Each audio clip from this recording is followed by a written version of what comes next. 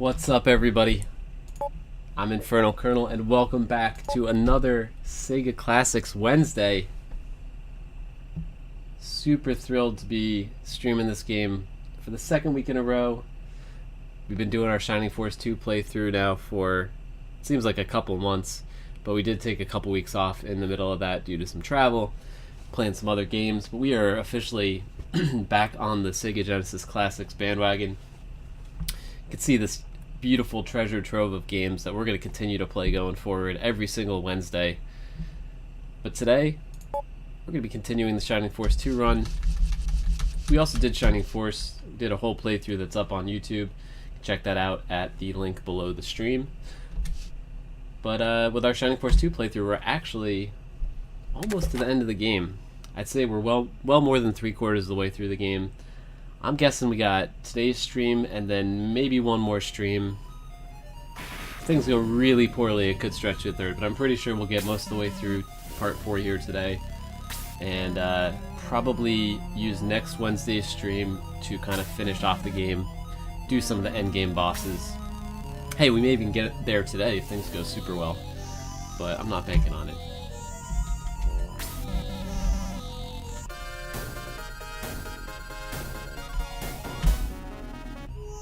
We're starting off in the town of Roft today. We finished part 3, North Parmesia, last Wednesday. And we did, I think, the first battle in part 4, just to get ourselves, after taking the Nazca ship across the water from Parmesia back to the Grans Island. We wanted to end the stream in a town, so we did the first battle. We went to the shrine. Or the dojo, sorry.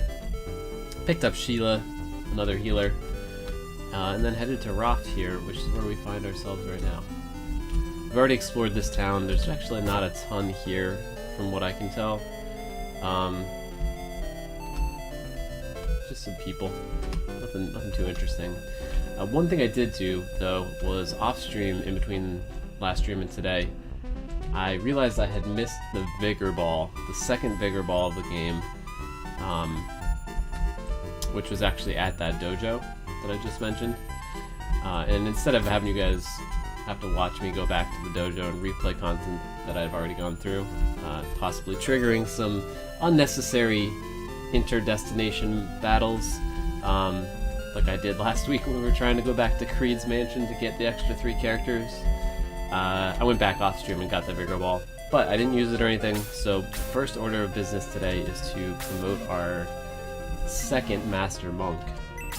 We already have one Master Monk. It's Sarah, who's the healer that you have kind of from the beginning of the game. And she's actually going to be falling out of the party for the first time since I can remember. I mean, we've had her, I think, since basically the very beginning of the game. And she's been good. She's served us well. She's died a good 20 times, probably. But we're starting to get towards the end game, and as Shining Force games are wont to do, they're starting to give us some pretty good and interesting characters. And one of the people we did pick up by going back to Creed's mansion was... who was it? Karna? Yeah, Karna. So, you can see Karna's here. She's level 24, which means when we promote her, she's only be level 1, and she's going to be at a bit of a disadvantage compared to Sarah, who's already a level 10 Master Monk. But the big difference being that Karna actually does get Aura, which is probably like the best spell for healers in the game. It's the only healing spell that does area effect healing. So we want to max out the characters that have Aura. I really kind of wanted to try Sheila because she's a Master Monk too, but I did some research and she does not get Aura. And as much as we may end up taking her at some point, I mean, she's a level 15 Master Monk, so we feel like at any point we can kind of insert her into the rotation without having to worry about it too much. But yeah, I'm looking for 2 healers with Aura. We've got Freyja, who already has level 1 Aura, and I think he is pretty close to getting level 2 Aura. And Karna, who I don't think has Aura yet, but we'll get it relatively soon. So we're going to promote her using the Master Monk Vigor Ball. So basically need the Vigor Ball in order to promote priests to Master Monks. Otherwise they'll become Victors. And Master Monks generally are better. It's nice to have a Vicar where we have Freyja, but generally speaking, Master Monks are better because they are basically fighters. They're basically fighters that can heal. You get 2 Vigor Balls in the game. Well, you don't necessarily always get them. They're not like super obvious, but there are some of the secret items in the game. You can get Master Monks without them. I think there's, I want to say 2 Master Monks that you get without a Vigor Ball. You get Sheila, and I think that's actually it. Maybe you only do get 1 Master Monk without a Vigor Ball. But yeah, you can get up to 2 more using these special classes. Stylin', what's up, buddy? How you doing, man? Alright, we're gonna take a quick, super quick break. Our gambling addict of the channel, I'm styling on you, is here, and we need to give him some points to gamble away. There you go, man. That's your refill for the stream today.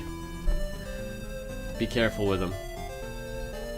The way the points work here on the channel is I'm pretty much always willing to refill someone's points up to the points that they've earned by actually watching the channel. If you go to the points extension below the stream where it has like the countdown and it also has a points leaderboard, you can switch to the all-time view on points, and that only considers the points that you've actually earned by watching the channel. So pretty much always willing to give people up to that amount of points for free if you gamble them all away. Anything beyond that, you gotta re-earn yourself.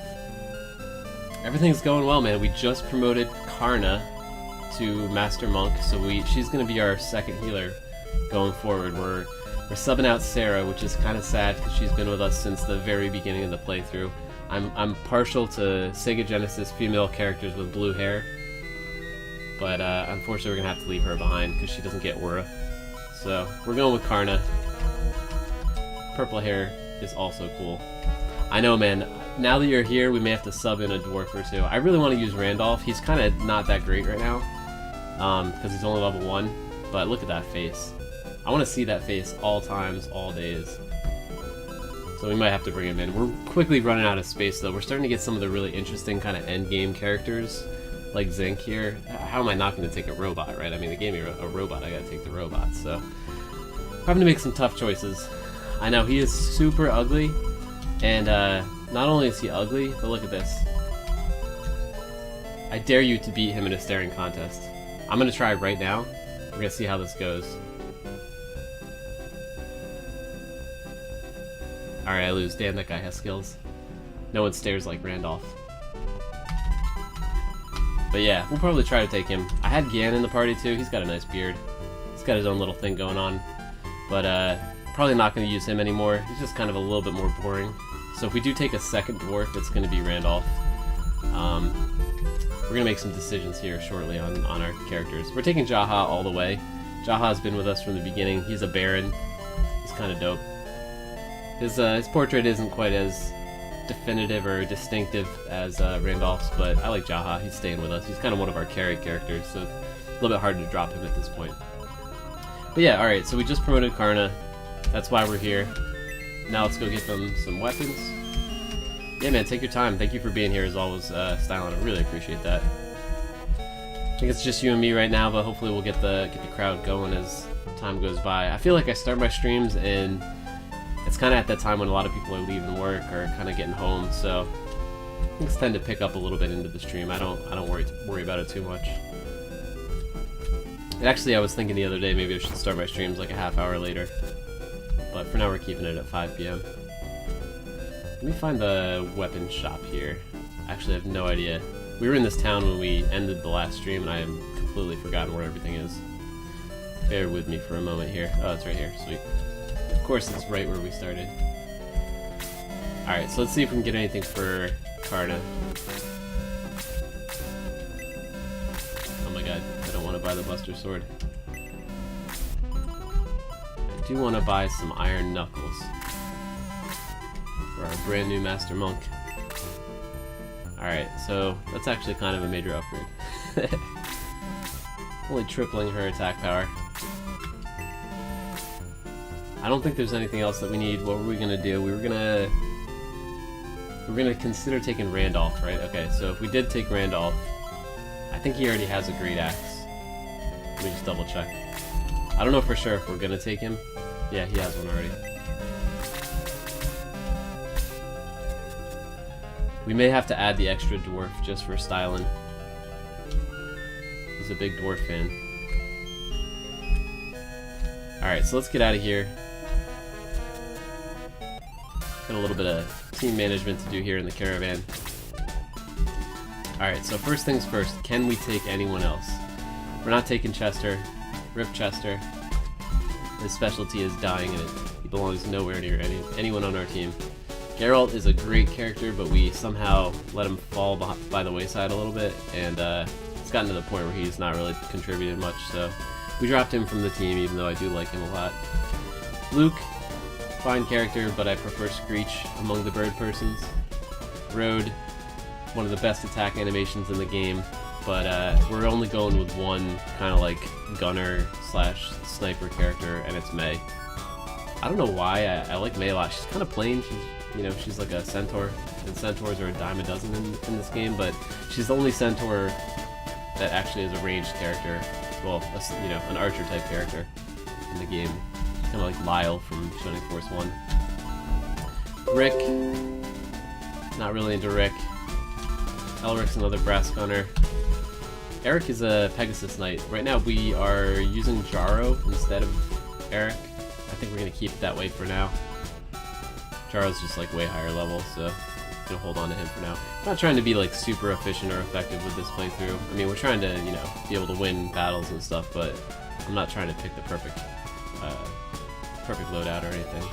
Alright, so we're definitely taking Karna as our second healer. I think we're going Freyja, Karna all the way here. We'll leave Sarah behind. Peace, Sarah. GG. Alright, who else we got? Rick, Elric, and Eric. But they really could have done a little bit more work on these names here. Especially if they're going to put them all in a row like that. Alright, Randolph's the other character we're really seriously considering right now. He's going to be underpowered if we take him. But the dwarf tanks tend to be pretty decent no matter what. So I'm considering Randolph. We're going to look at Randolph in a sec here. Just making sure we don't have anyone else. Tyron's a good wizard, probably the best wizard, but we're going low wizard on this playthrough. We've got Kazon, I think, the sorcerer, and I just vastly prefer sorcerers to wizards in this game. Once you play through Shining Force games, a dozen times, you get kind of tired of seeing Blaze and Freeze. Janet, I'm not into elf archers, so we're gonna leave her. Higgins, same thing, no draw to Higgins. Glad he's on the team, but we're gonna leave him behind. Taya's another sorcerer, so if I was gonna take a second mage, I probably would take her. But she looks like a Disney princess, and we have a way better sorcerer in Kazon, at least right now, so I'm gonna leave her. Gan is a dwarf, and we might want to take him at some point, but not right now. He's another guy who's high enough level that if at any point we kind of feel like swapping him in, we can do that. Sheila, same thing, Master Monk, doesn't get aura, high level. She's kind of on the B team right now if we need to swap somebody in. And that's everybody right now. I think we're going to get some more characters today, so we're going to be doing some more swapping at some point. But right now the only question is, do we bring Randolph? I feel like if we brought Randolph... Alright, we're not dropping Jaha. Kazon's our main source of magic. Slate is like a glass cannon, and he's a unique character. He's the only ninja in the game, so we're bringing Slate no matter what. Cosmo is a character I think most people would recommend that we drop, but we're gonna hold on to him. We've named him after our #1 viewer on the channel, and I actually like this character, despite the fact that he gets one shot by pretty much any magician. So Peter is the single, clear, heads above everybody else best character in the game. We're taking him with us. May's our one archer. I like her. I don't know what it is about her, but I like her. I'm keeping her. Karna's our, Karna and Fraser are our two healers. I've played most of this game with one healer, and it is not a fun experience, so we're going to stick with the two healers. Screech, we owe a debt of sentiment to, having rescued him as a baby bird. He's sticking with the team. And we're not dropping the robot, no matter what. So it really comes down to Jaro. Do we want the Pegasus Knight, or do we want the ugly, staring contest champion, Randolph? And I'll be honest, Jaro's cool. We're taking Randolph. Jaro's high enough level, and being a Pegasus Knight with his high movement, we can seriously consider him to come back into the party at any point. And I don't think Randolph's sticking with us for the long haul, but we're going to bring him for now. See how it goes. Just for you, Stylen. Just for you, man. Got the second dwarf in the party. Like I said, we're going to be getting some characters today, and I think some of them are going to be pretty interesting since they're kind of like endgame characters. So Randolph will probably be first to go at that point, but let's use him for the next battle or two. Alright, so because we just promoted Karna, I think I'm going to use the Brave Apples on Karna. Brave Apple gives an instant level up to pretty much anybody, and the best time to use that is obviously right after you promote someone that got 0 XP, so you're not wasting any experience, and it's a quick way to get them slightly caught up. Got a couple of other things here. I'm holding on to these other things for now, like the quick chicken, the power water. I mean, we'll use them at some point, but I'm holding on to them for now because we're still not kind of locked in on our final alignment of 12 characters, so when we do, we'll choose somebody to power them up a little bit. Protect Milk, same thing. I feel like I should use this on Karna. Actually, I'm going to use that on Karna. We're playing on Oops difficulty, which makes the enemy target your healers super hard. So I think any kind of protection we can give to the healers is definitely going to be worthwhile. I guess that's it. There might be a couple things we can drop into the vault though. Got any extra mithril. I think we're coming up on the point of the game at some point relatively soon where we can use the mithril that we've been hoarding for the entire game. But we're not there yet, so let me drop a couple things in. I love how this game only has like 3 buttons and I still get confused between them.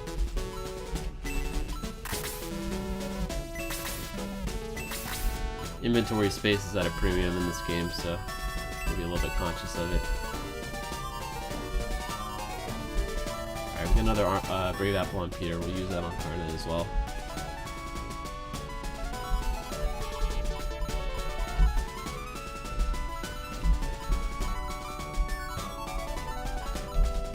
We have another running pimento too. I think I'm going to use that on Karna too. Just going to use everything on Karna, kind of bring her up to speed. Having a healer with like an extra couple movement points is absolutely huge. Alright, so I think that's it. We're good. Let's get out of here. Let's buff up Karna, and then we will be hitting the road. First things first, we'll get the pimento on her. This should increase her move by 2. You really want your healers to be able to move around the battlefield. Alright, so there's what else? 2 Brave Apples and a Protect Milk that we want to use on her.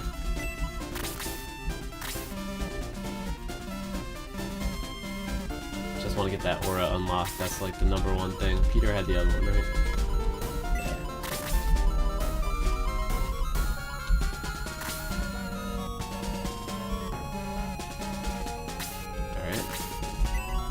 tech milk going. Alright. Let's get this show on the road.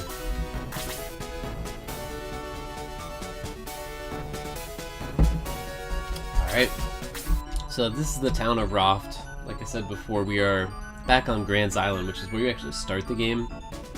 You leave Grans Island pretty quickly, in the first chapter, and you spend most of the rest of the game on the continent of Parmesia, which is divided into north and south. So we just returned using the Nazca ship to get back to Grans Island. Pretty much the whole game you're looking for a way to get home.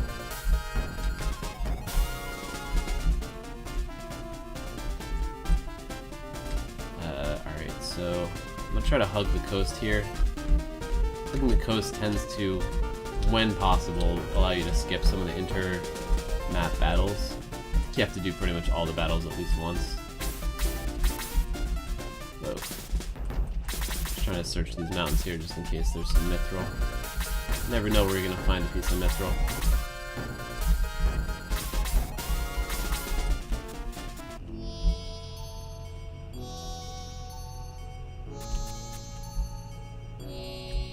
I don't know, I don't understand the background of this. Is this like some alternate dimension? Are we lost in time? I don't know, either way it looks pretty cool.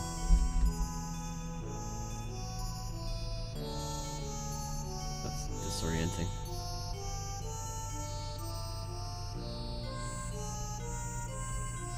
Alright then. Okay, so there's a golem right there. We could go, let's go find the golem. Talk to this guy first. There's a whole bunch of places we can go.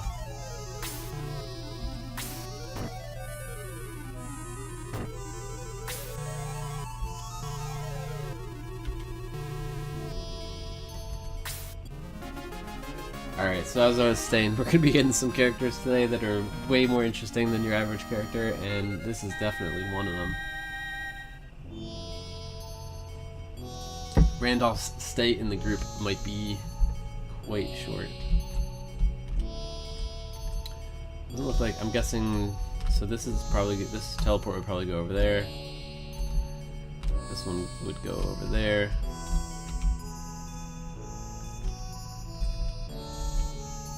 Yeah, these don't, I'm gonna just test this to make sure. Okay, we can't even teleport here.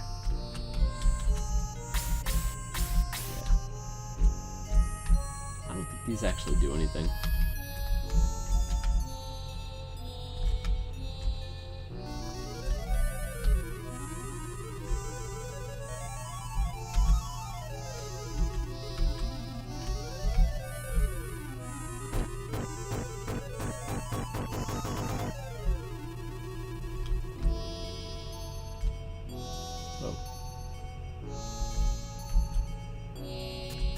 Apparently this is some sort of dimensional portal.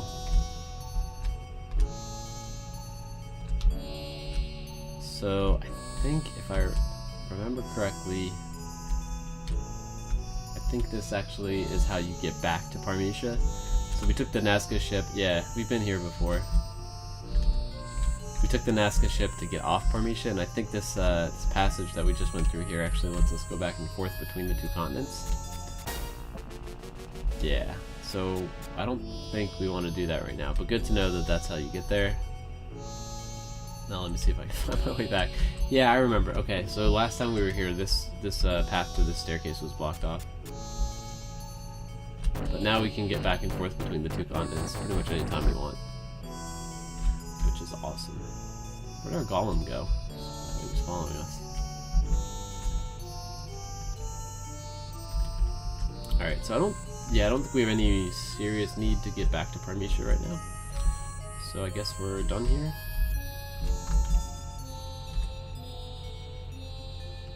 Keep that in mind though. I'm sure there will be a reason to go back at some point. I'm like super lost now. How do we get out of here? Okay, there we go. Fling ourselves back up.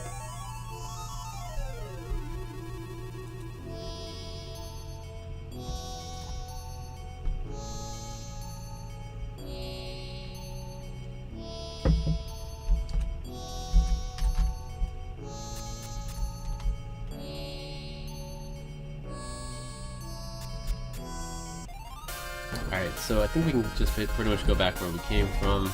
The main point of going down there was to get Claude. Welcome back, Stylen. We took Randolph with us, but unfortunately we just got a really cool character, and I think I'm gonna have to kick Randolph from the party. He'll inspire us from the sidelines with that unending gaze. It's a beautiful human being. I heard of Mutineer Zero. I have heard of it. One of the streamers I watch was playing it today. A couple of them actually playing it today. I don't really know anything about the game though. Turn-based and great graphics, awesome.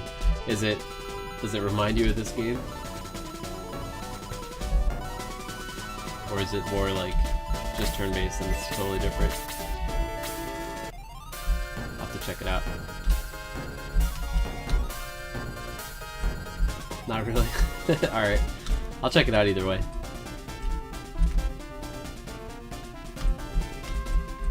Definitely a fan of turn-based games. Alright, so this is where we started off. I think we go north now.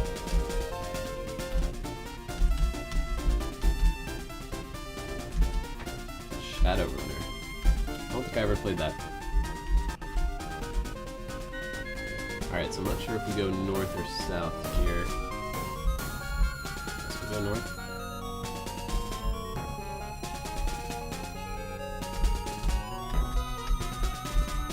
Alright, it's not north.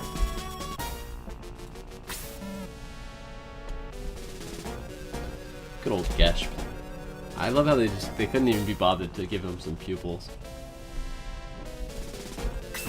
Ran out of a pixel.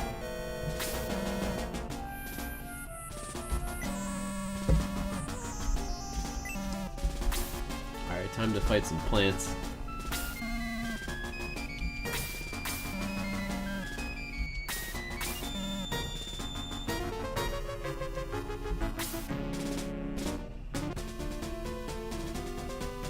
I know, dude. Good thing that he has that skill because he's gonna need to find a new job after we kick his ass in this fight. Actually, I don't even know if he's in the fight, is he? So far, he's been like... Is that him? He's been like an instigator of a lot of fights, but he hasn't actually been a fightable combatant. Yeah, looks like he still isn't. Executioner. I love how this character has a scythe, but he's wielding a battle sword. Consistency was not the forte of the Sega Genesis development. Alright, I'm gotta try to keep our casters alive. The biggest mistake I've made in this game repeatedly is being overly aggressive with casters. Healers in particular.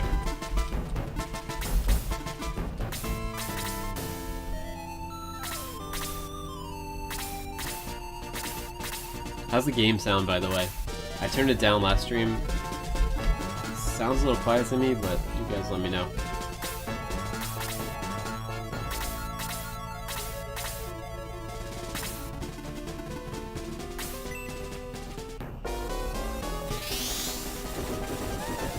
I love when these guys are using these terrible spells. This guy could probably do like 40 damage by swinging his axe at me, but he casts like an 8 damage spell.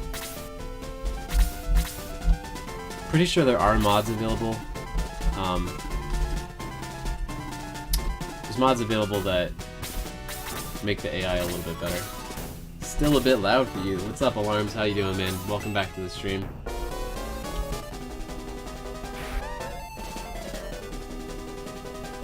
Yeah, dude, song requests are inevitably gonna take over. That's why we only do them during Realm of the Mad God. I don't have a whole lot of useful information to say about that game. I can lower it a little bit more. Let me try one more notch. But if we go too much lower, it's going to be pretty much silent.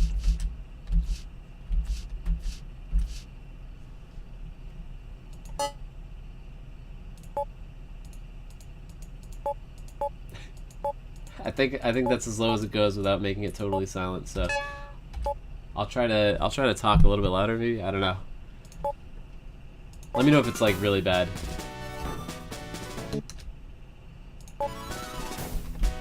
Probably depends on the situation, how much music there is.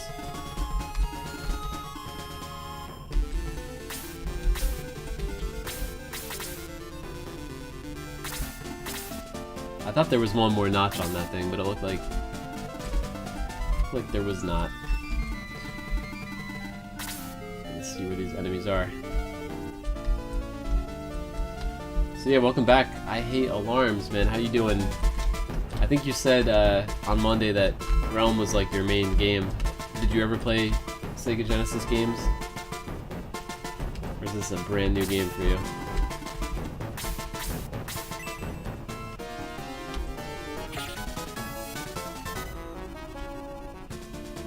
If you haven't experienced Shining Force, highly recommend it. It's one of the best turn-based RPGs of all time. It's about, I think it's 24 years old at this point. Music is still a bit loud. Oh man. Yeah, let me try actually. If I take it down to the next notch, I just want to see if it's totally silent. Let me see. Yeah, if I click on this one, like it can only do 2 or none. Let me try one time. I think that makes it totally silent. Yeah. Unfortunately.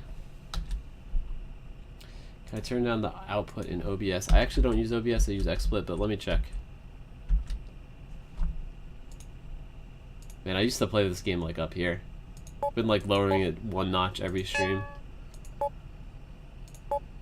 Yeah, let me check XSplit, see if there's a way to turn down the volume.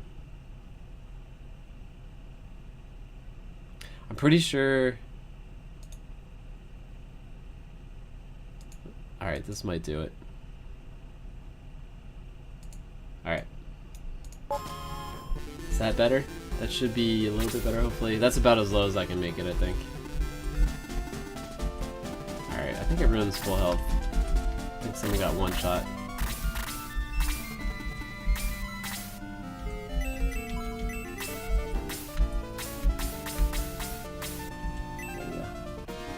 Alright, sweet. Thank you for the feedback. I appreciate it.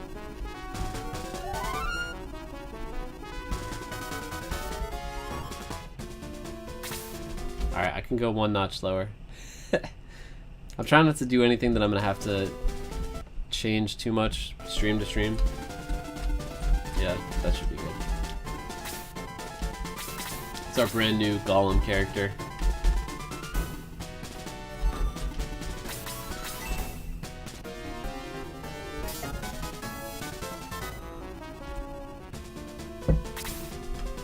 This is our new Master Monk. I was probably way too aggressive with her there. She's probably gonna get 1 shot by this griffin. That's alright.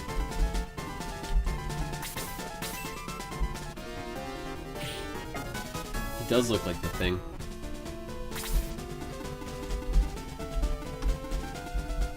Alright, let's see if we can 1-shot this guy. What's he at? 52 health. That's a lot.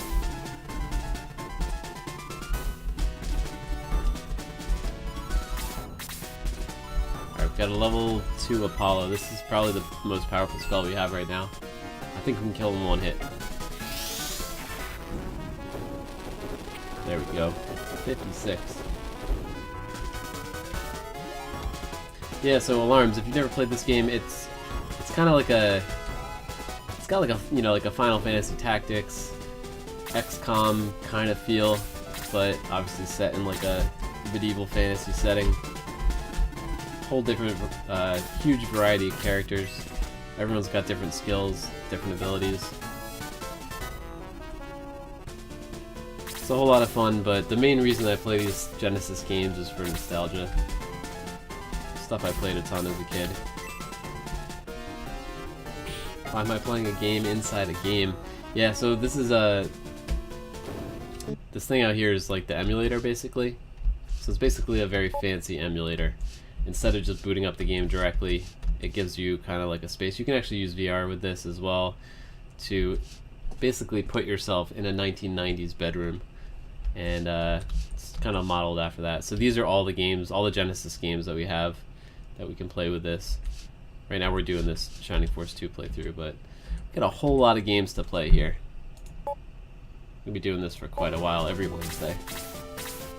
I try to focus on more modern games every other day of the week, but it's definitely a niche of viewers that are interested in this kind of game. Yeah, pretty much. Oh man, I forgot, yo, Stylen, this is like the laser eye battle from Shining Force 1. This guy's about to wreck us.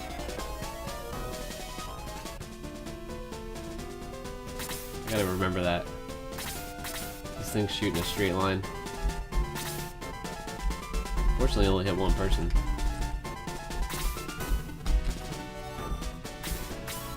So this girl's a bow knight, and she can actually shoot. She's like the only character in the group that has 3 range.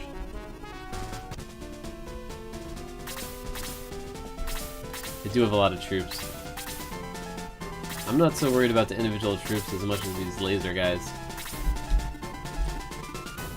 A typical robot having no movement. So wait, each one of these guys has a laser. Gotta be careful. I think we're good here.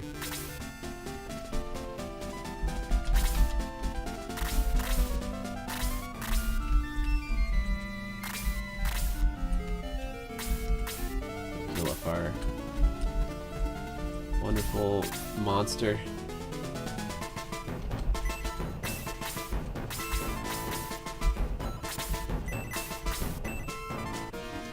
This turtle-looking monster here is super high defense, but he has very low hit points.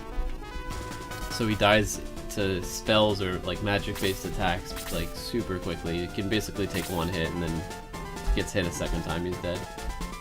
See how good this Galam is. Whoa, alright, he hits pretty hard.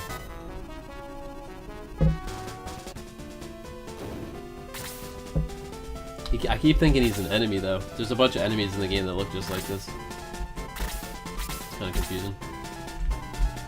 Alright, so we gotta make progress down towards these flowers. And it looks like if we gotta use the spaces in these 2 lines as we advance to avoid their lasers.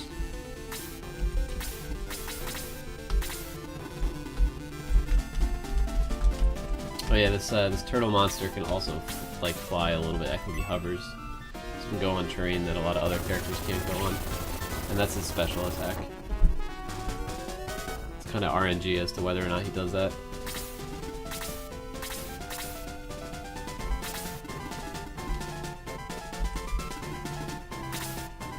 Just gonna make sure I'm not in the way of this guy.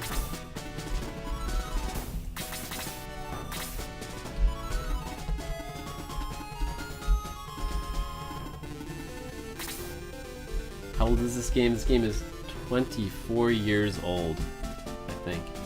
Came out in 1994. Yeah, my math is right.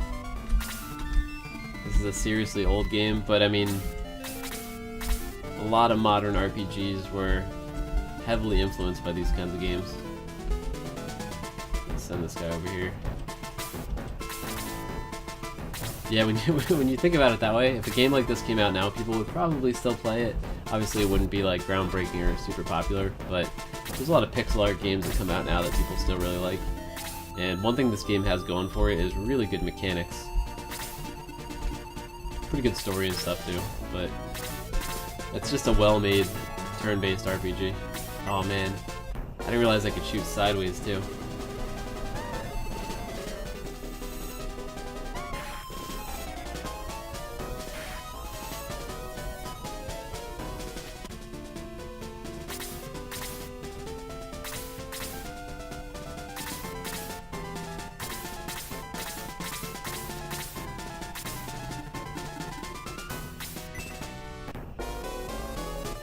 If they ever re-release, they better change the music. It's funny that you say that because I would probably say that for people who play this game as a kid, the music is probably one of the things they like the most. But it's definitely old school music. It's They use like 3 notes over and over again, so I can understand the criticism.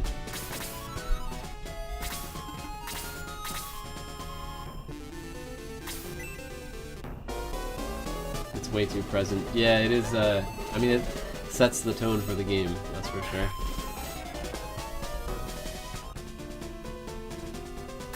I think with, you know, without a lot of graphical flair or super complex game mechanics, I don't know. I think the music carried the day for a little bit here. Man, this guy's the worst healing.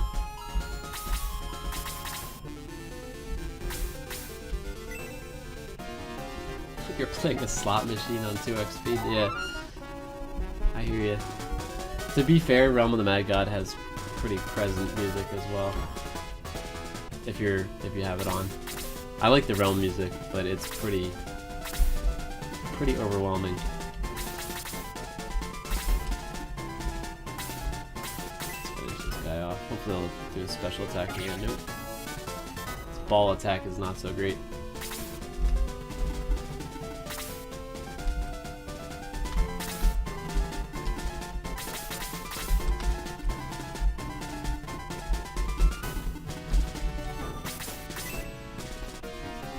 You only use hitbox sounds? Alright.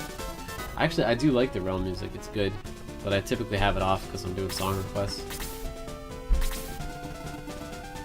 Oh, that's not great. This is basically like a confused spell, so anybody who gets affected by it, and it looks like everyone's getting affected by it, they're gonna turn on us. So yeah, there goes our priest. Of course he gets critical hit. Yeah, I hear you. Any music will get old after a while.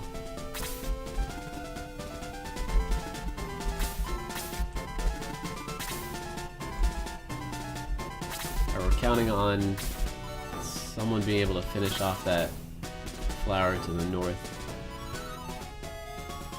We're just going to use all the magic we have here. I'm not going to be conservative with the MP.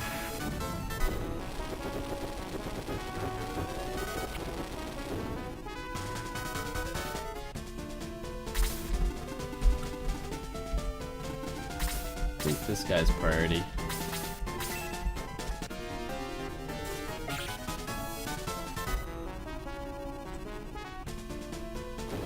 But yeah, this is like that true old school RPG where it was all about, you know, I guess it's the same thing games today are about. It's, you know, leveling up, getting the next best gear, playing through a story.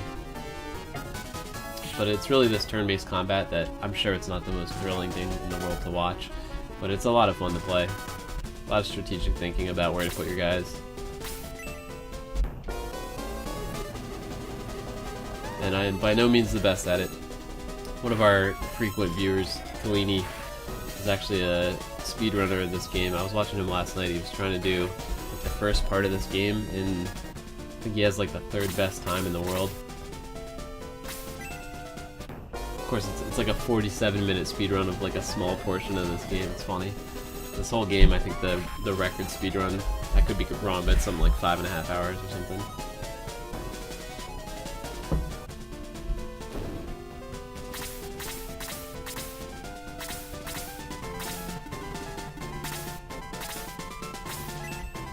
Oh man, don't kill my mage. Please. Nice. 2 health is all you need. Yeah, he's actually pretty interesting speedrunner overall. He was doing some, like, he does a bunch of classic games. He's doing, like, Disney's Aladdin, the SNES version as well. That's pretty cool. I can never be a speedrunner because I have to, like, look at every detail of every game. I can't, like, pass any secret stuff up or anything like that.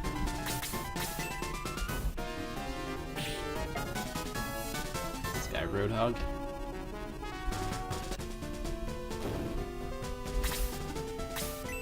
Alright, well he's gonna die, but at least he took 1 extra hit before he died. Losing your characters in this game is not a big deal. You can revive them next time you get to like a town, basically. But you do need to keep enough of them alive to finish the battle. The only way you can lose the battle entirely is if this character, who's the main character, dies, and then you lose the battle, lose half your money, and you basically have to restart at the last save point.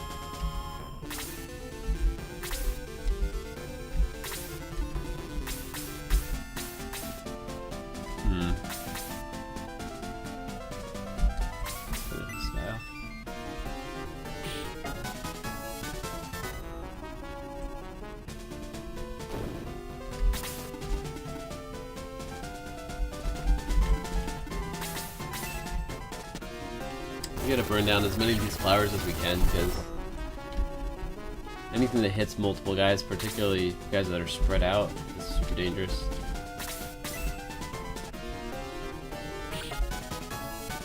Get this rat some levels. Super underpowered right now. He's the only ninja in the game though, so we're gonna use him. Jaha, power it up. What does that even mean? Just kidding. Yo, I got debated by this game. Super hard.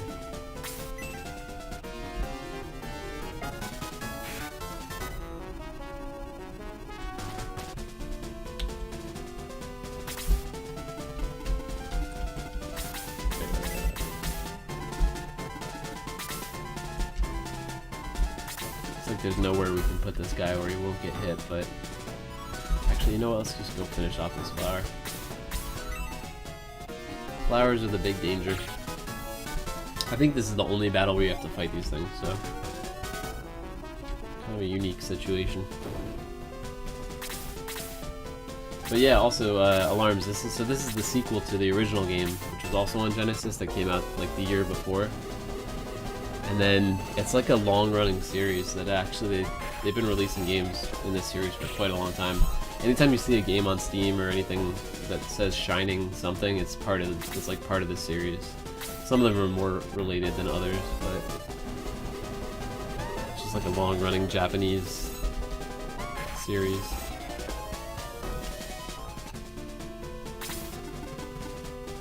And we're getting wrecked here. This is about the part of the battle where our whole team just falls apart. That muddle was what really killed us. Good thing is we still have some of our best characters alive. Is this game popular overall? I'd say among people who like Sega games, this is probably one of the most popular, at least from an RPG perspective. The series as a whole is probably less popular these days. Yeah, the series as a whole is, I feel like, mostly played by people who played these games as a kid and kind of want to just keep following that. It's not super popular aside from that. But I think a Shining game did come out maybe in the last year or two on Steam. I'm sure it sold some copies. I don't know how popular it was though. Just trying to see where I gotta put this guy. I think this is okay.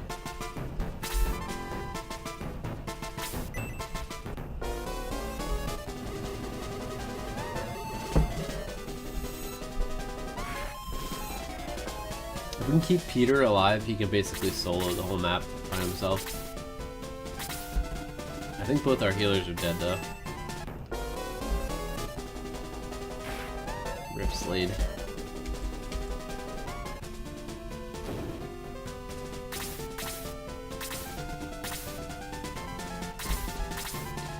Yeah, our healers are super dead.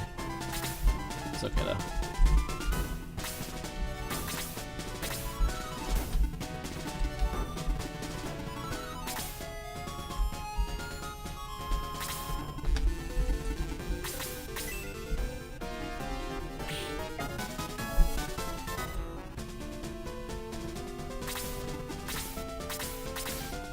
But yeah, I mean, there's a lot of fun stuff to discover in these older games.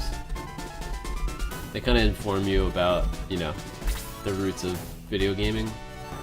But even with, like, you know, even the fact that they're 20 plus years old, a lot of these games are still like among the best of their kind. It might sound unbelievable, but it's pretty true.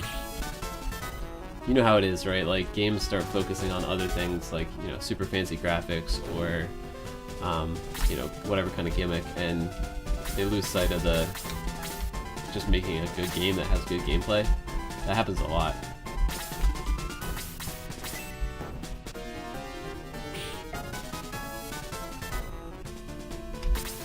And we will be playing through a bunch of these games over the coming months. I have a playthrough of the first game in this series up on YouTube. This one's almost done. We'll probably have one more stream after today on this game, and we'll finish that up.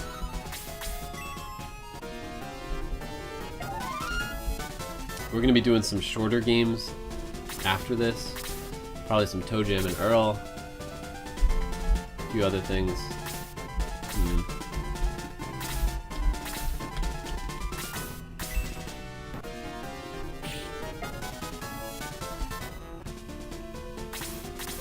Ashes of Creation, nice. Yeah, I don't know a ton about that game, but I have heard a lot of people that are excited about that.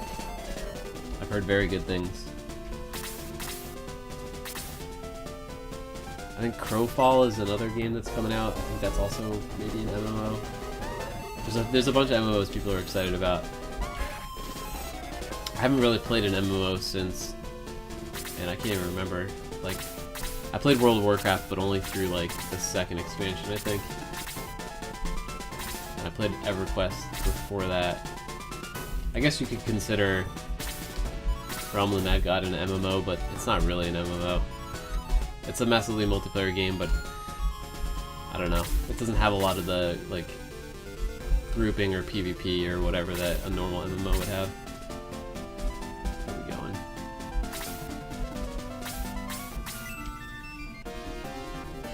Guild Wars 2? Nice. I heard good things about that too. I never played that though. It's like, also, it's like, you know, would you consider Destiny an MMO? Probably not, right? But I played Destiny and Destiny 2 a fair amount. But like true MMOs, probably World of Warcraft was the last one I played.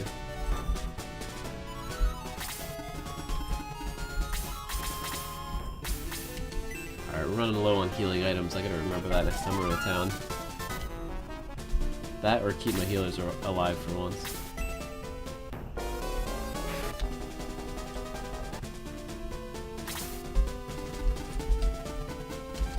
There's a flower down here too, right? Yeah.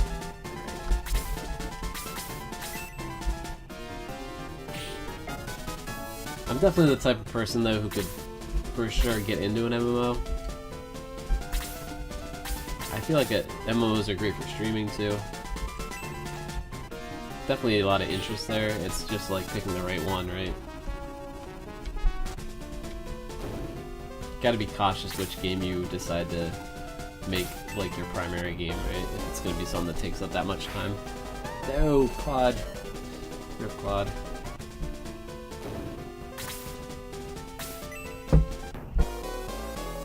The games that I spend like a ton of time on tend to be more like skill-based games. Not that MMOs don't have skill, they certainly do. But like more twitchy skill games like Overwatch, Super Smash Bros, Melee, things like that. Those have been the games I've probably put the most time into in the past. But nothing really can ever quite compare to the true MMO experience.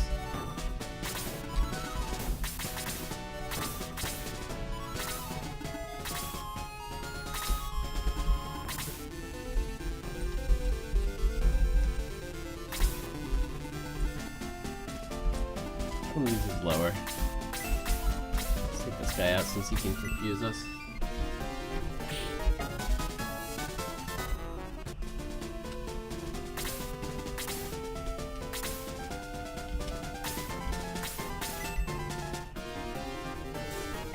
Yeah, I really wish our mage hadn't died. It'd be pretty useful in this kind of situation.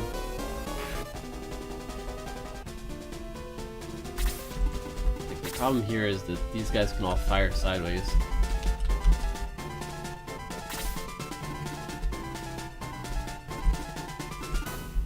Like, I kind of just need to keep this guy out of harm's way, since he can't die. It's like the only person we can't afford to lose. Oh man. So we're out of healing items, but I do have this one healing rain. I'm thinking it might be worth using this. Yeah, I'm gonna use this. No point in saving stuff if you're never gonna end up using it. I'm sure that would have been useful at some point later in the game, but it's like a free full heal for your whole team. I think we needed it there.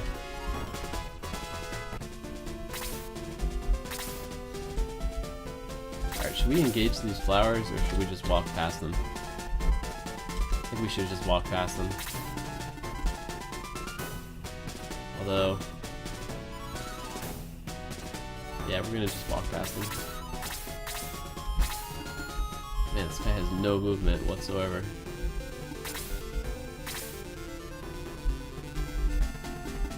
Guess he might as well fight his way through. I love the robots in this game, but they end up just getting stuck behind your whole team most of the time.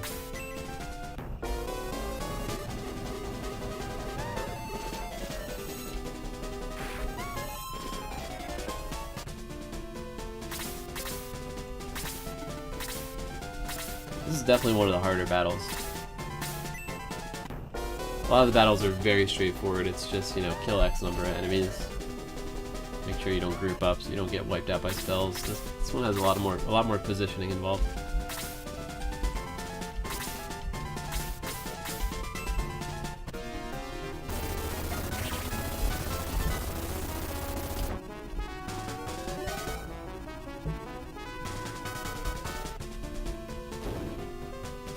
It's funny because when you think about how old this game was, like, this is back from the era when consoles were actually like better than PCs. Like technically. Like PCs were mostly being used for, you know, I don't know, like word processing and things like that. You wouldn't expect to get your premium gaming experience out of PCs.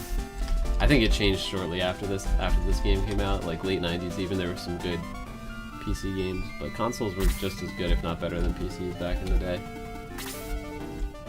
Been a long time since that was true.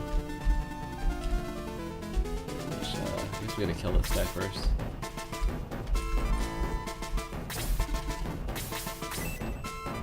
It is very long ago, I know. Quite long ago. But it's just crazy to think about that, like, that'll never be the case again. I mean, totally, when I was a kid it was all about, like, you know, Sega Genesis or Nintendo pretty much. Nobody was like, oh, I have a PC.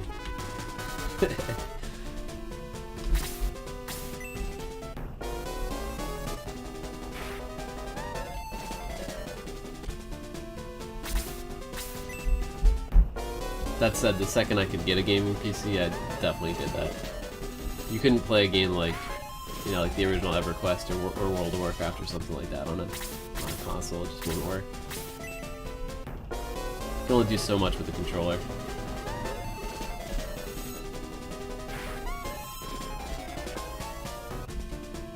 Yeah, no worries, Alarms. I really appreciate you being here, man. Thank you for stopping by. Unfortunately, this is the time I can stream. But thank you for being here, man. I'll catch you soon.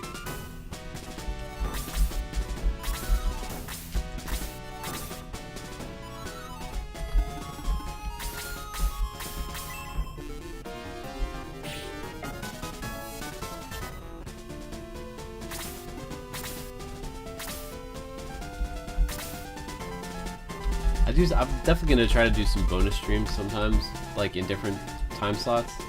But the Monday, Wednesday, Friday, I can't really stream until 5 Eastern, unfortunately. Got the day job. Getting out at 5 to stream is already kind of pushing it, but I'm going to try to do some weekend streams here and there that I'll probably do at different times. Just playing kind of like different games. Need to be a little bit careful here because we can't really afford to lose anyone else, and this guy's one shot from dying. Yeah, pretty sure we just have to move him. We can get him in this row somewhere. Anywhere but right here. I think this is a good spot for now. I just want to keep him alive. He can swoop in on a flank at some point. Yeah, that's pretty good. Alright, somehow I think we might actually be able to get ourselves through this fight.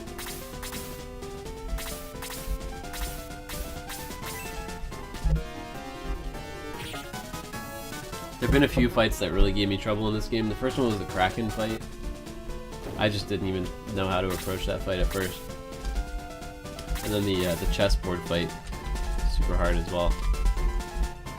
But the thing with the chessboard fight is all you have to do is kill the king. So, whenever you have to just focus one enemy, it's not too bad. Alright, Peter, you just take this guy out and then we can make our way down south.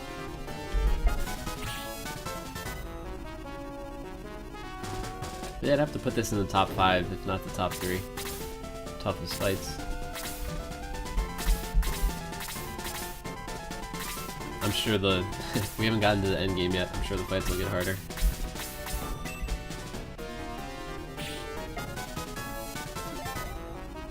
Yeah, we're gonna do our best today to get to basically, I think to like Galam or something.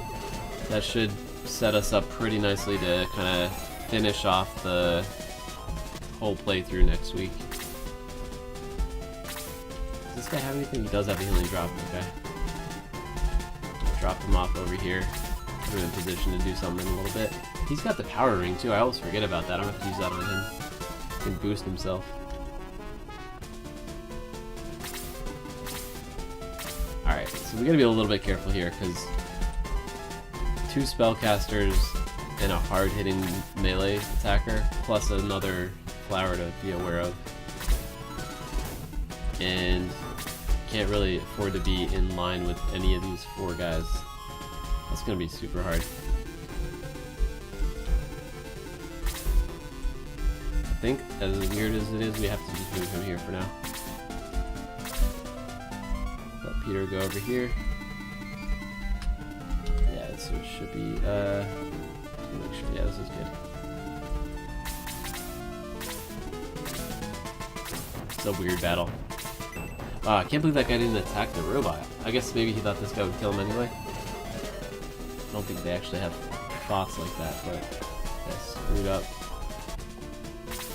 That robot's dead anyway, but I'm hoping he can at least take one of these flowers with him.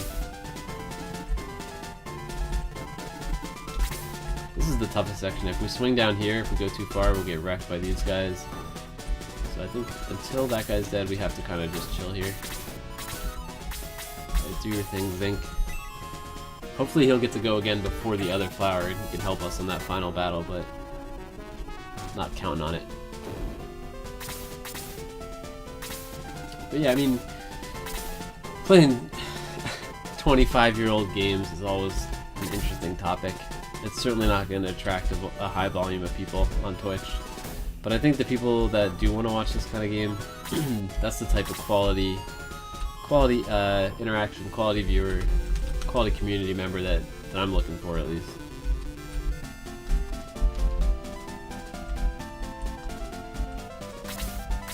And I just feel personally like this type of game should have some sort of representation on Twitch. Not enough people play these games, and as someone in our last stream mentioned, I think someone dropped in and was like, wow, someone's finally playing this game and it's not a speedrun. Because I think for sure most of the people who play these older games do speedruns. You know, everybody wants to be at the next GDQ event. I'm not doing that. I'm just trying to like have fun, expose people to these games, provide an opportunity for some nostalgia. Plus, honestly, I actually haven't really played. I played this game before, but I don't think I ever did a full playthrough of this game. So, for me, this is like finishing some unfinished business. I played the first Shining Force about 10 times, but I don't think I ever finished this one. I'm a little hesitant to put Cosmo in harm's way here. I think we're gonna just kind of chill right about here. I want everyone to be in range to kind of strike at once here on this last push. Like, this is actually not too bad because this guy can't fire diagonally. This guy's, I'm pretty sure, a melee attacker. This guy's a healer, so if we just go here and hit the mage, the wizard, chaos wizard, we should be okay. That's a good spot. I'm not sure who the boss is. Every fight has a boss that if you kill that unit, you'll basically win the whole fight instantly. I'm guessing it's this guy, because we've never seen one of these before. Anytime you see a character that enemy that you haven't fought before, pretty good bet that that's the boss. Alright, so we need to get to left of this lake here. Can we do that? We can do that. Go right here. Somehow Zinc survives. I don't know how, but he did it. I'm so proud. I'm gonna have to re-up on healing items here soon. Zinc literally just bullied his way through 2 Prism Flowers. Came out all the better for it. Jaha right here. Yeah. Here. This is okay. As long as we don't get one shot. I'm actually happy to draw these guys apart a little bit. That healer's gonna be stuck there. He can't help himself but obey his AI to heal anything in sight. So he's pretty much spoken for, as long as we keep damaging the mage here. It's a good way to farm XP too, if you can just keep damaging a character and they just get infinitely healed.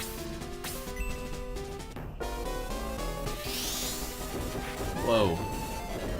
Is that Blaze level 4? I didn't think you'd get one shot. Yeah, it was Blaze level 4. That's a super strong spell. Good to know.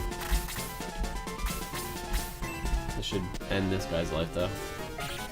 Hopefully he's not the boss, because I kind of want to fight a little bit more here. Alright, he's not the boss. So, let's just kill this Executioner. I don't really want to go around killing all the Prism Flowers individually. That would be risky and take forever. So instead, let's just fight the Executioner. We can try to kill the healer down there too, but I don't want to play with fire at this point. We only have like 4 guys left alive.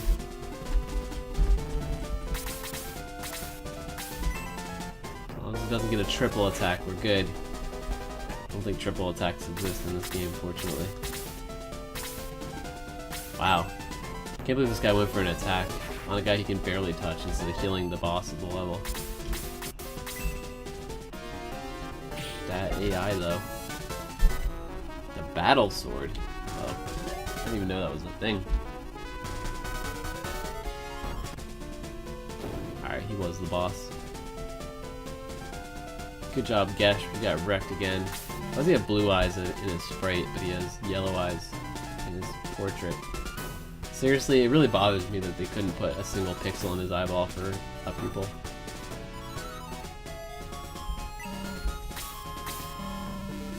I don't think he has a tongue either.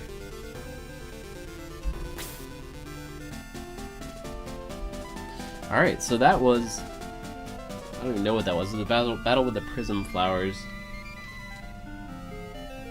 Not quite sure where to go from here. We need to get back to a town. But I'm just trying to think. If we press forward, is there a town?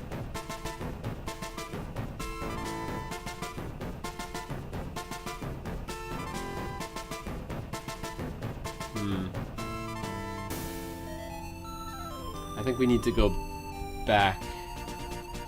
Yeah, I feel like if we go forward, we're gonna hit the next battle. And seeing as how we have like literally 3 characters alive, I'm gonna go back to the last town here. Pretty sure the game won't be evil enough to make us repeat that fight. But you know what, at the end of the day, that was good for our XP, so worst comes to worst, we can win the fight again, but I'm pretty sure we'll be alright. Alright, let's get ourselves back to life. Could spend a whole bunch of money doing this, but honestly at this point in the game, money doesn't have a whole lot of value. There's not a whole lot of weapons that we can really purchase from here on out. Like the last couple towns we went to didn't really have anything new in the stores, so unless we get new characters that we have to buy weapons for, I'm sure there'll be a couple ways to spend our money, but we don't really exactly have to save it up. We do need to get some healing items, so I'm gonna have to do that before we go back out.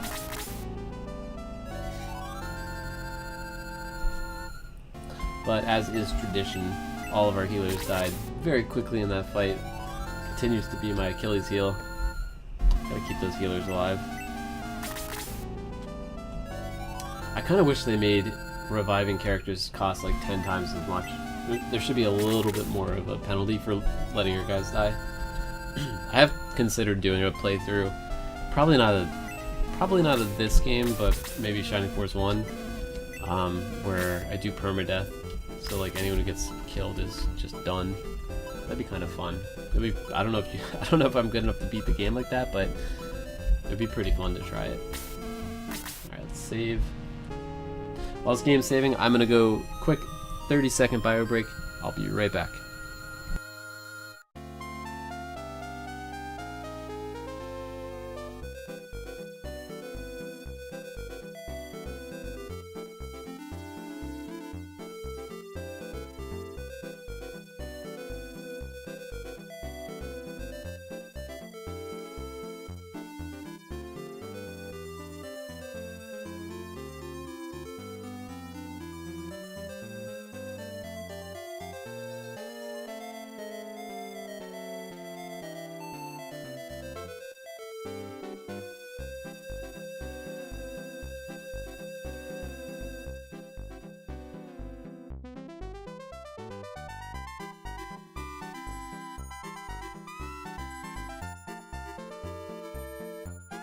Alright, we're back. Thank you for bearing with me. Alright, so what else do we need to do while we're here in town? We need to get some healing items. I also want to check out what that battle sword was. Should we pick that up? We got the last hit. Jaha, wasn't it?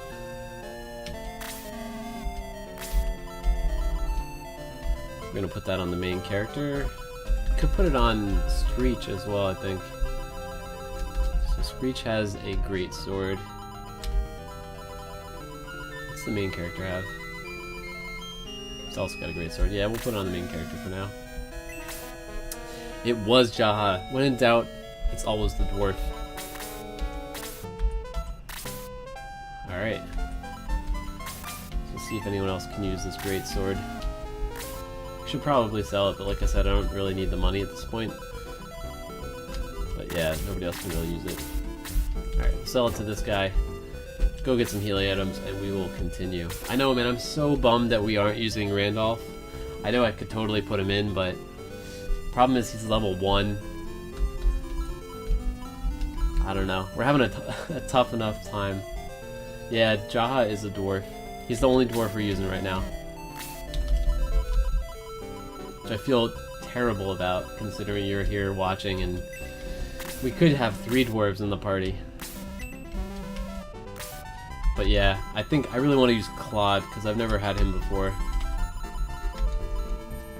And there are only so many, spots in your party, unfortunately. And with 2 of them occupied by healers, you really have like 10 characters you can actually play. Can't really get by. I guess I could take one of the healers out, but you really need your healers leveled up for later in the game. Alright, let's find the item shop. I want that chest so bad. There has to be some way to get that chest. I bet there's like $1 million in it.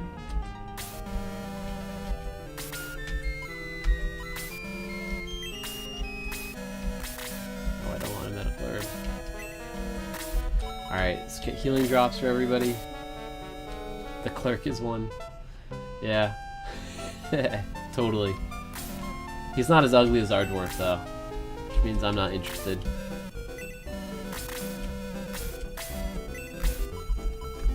Alright, make sure everybody has a healing drop.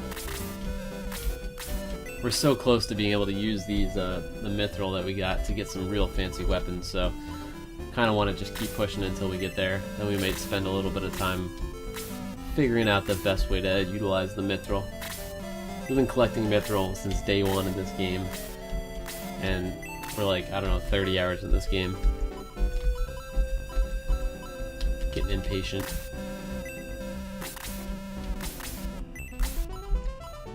Oh man, Randolph, you beautiful, beautiful dwarf. His sideburns are the best part. Look at those things. Look at those purple chops. And his beady orange eyes. And that giant frowny cleft in his chin. He's a beautiful person. I think I'm gonna cosplay as Randolph next Comic-Con. I'm gonna make it happen. It's Ninja. Does he have purple sideburns as well? I'm not a big Ninja watcher. I did see the other day they did like a Fallout 76 stream with Ninja, Logic, and Rick and Morty, and it was like the cringiest thing, but it was so hilarious at the same time. I'm sure the VOD's on. I think it's on Bethesda's. The streamer, yes, yeah. I think it's on Bethesda's channel. You'll probably find the VOD. It's pretty funny. If you're into Rick and Morty at all, it's absolutely worth watching.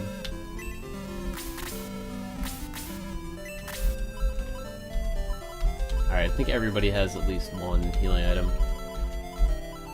Everyone in the party, at least. Alright, we're good. We're good. Let's get out of here. On to the next fight.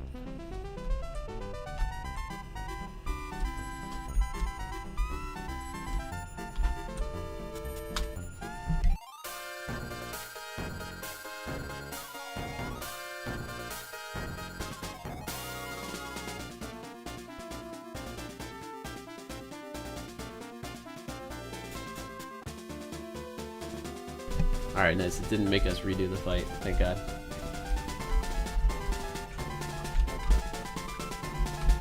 You get any W's yesterday, Stylin? I was watching your stream for a while, but I think I saw you get second. But I don't know if I missed any W's. I had like the big cheer lined up and everything, man. Waiting for it to happen. Oh, you got one. Nice, dude. That's awesome. Alright, back to no pupils here. Right at the end? Nice. Yeah, it's hard for me to catch you, like, past, I don't know, like 10-ish. I stay up, like, kind of late, but there's a whole bunch of other stuff I gotta do, like, unfortunately, it's hard for me to stick past, like, 10 o'clock or so.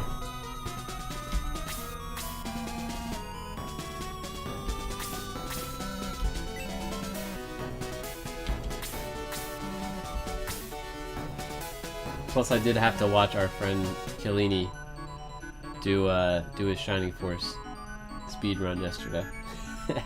I was actually watching both of you guys for a bit. Would I watch a 5-hour movie? It depends. I hear you though. I could think of some things I would watch 5 hours of for sure.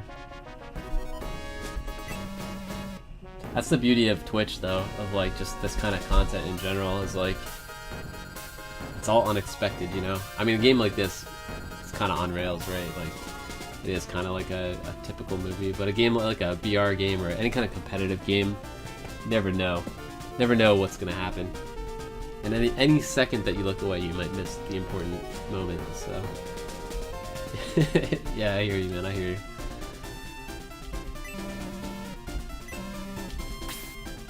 Alright, so we gotta fight a Baron, an enemy Baron for the first time. Jaha is our Baron. He's like, I guess, considered the blue Baron. And that guy Lemon, the enemy, is the red Baron. So this is kind of a boss fight.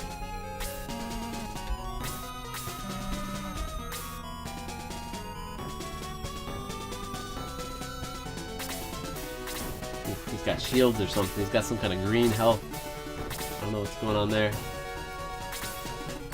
Alright, we gotta remember there's a mist demon like flanking us. I feel like that could turn out to be a problem. Fights are getting harder and harder.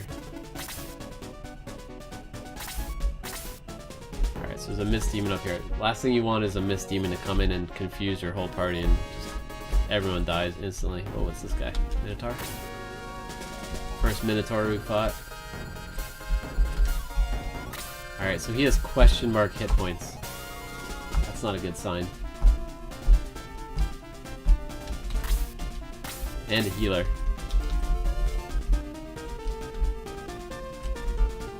How can you heal that which has infinite hit points? Alright. I'm just gonna get the bird's eye view of the map real quick. Alright, so let's just try to ignore the guy up there on the top left and make sure he doesn't sideswipe us. Other than that, we're gonna go kind of just straight south. Kind of sweep around.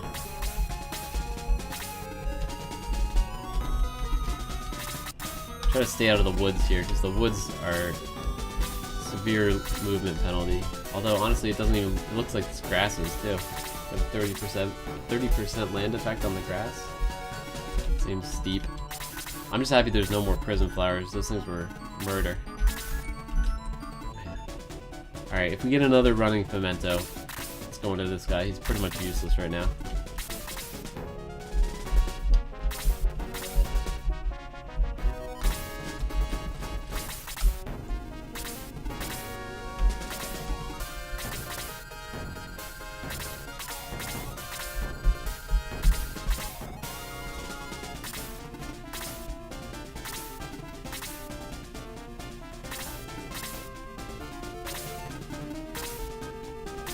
One sec, I'm just gonna up the volume 1 slot here. There we go. I like the music. And now that Alarms is no longer here, as much as I absolutely appreciate his viewership, we're gonna pump the music on this game because I love it.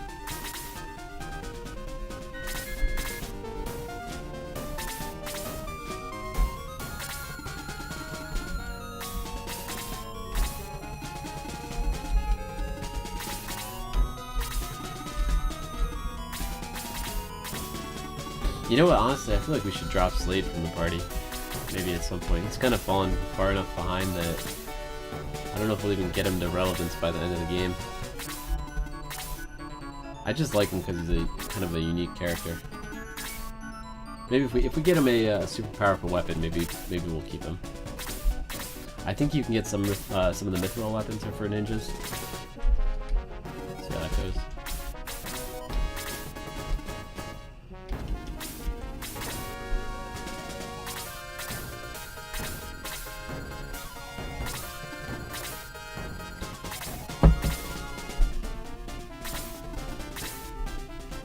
By the way, I was going to be doing that giveaway today, but Twitch was late in sending out their codes today, so I didn't get it.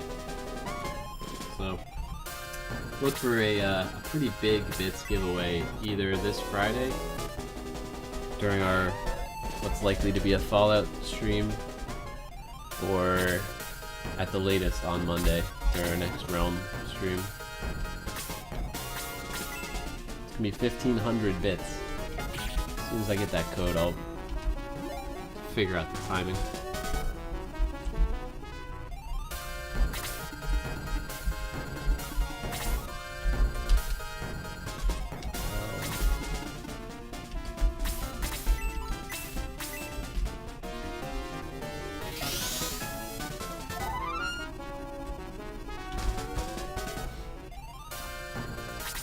I feel like the last giveaway went pretty well. We did a 200-bit giveaway on Monday. I wasn't expecting any, like, you know, insane results from it, but we did definitely get at least a handful of people in the channel for the giveaway. We got, I think, 6 follows or something like that. That probably would not have stopped by otherwise, so it seems like it's worth doing. They're free bit codes that I've, you know, that I'm getting, so. Yeah, dude, what was his name? I keep forgetting his name. Something hamster. Hipster Lemur. That was it. Hipster Lemur. What a great name. Hopefully he'll come back.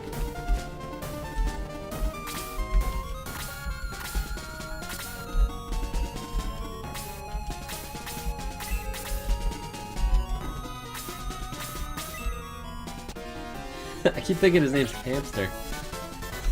I knew it was some kind of like furry animal.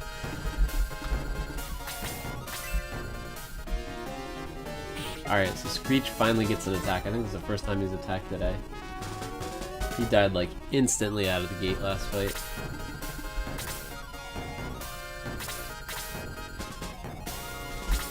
Oh my god, this robot is really testing my patience. This is Galam. Our whole team is like immobile, but honestly, you get these guys inside in like a castle or a dungeon battle, they're gonna wreck face. It's gonna be great.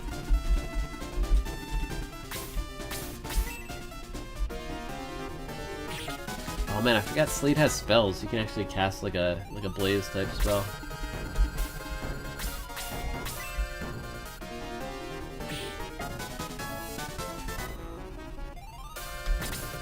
another reason to keep him in the party for sure.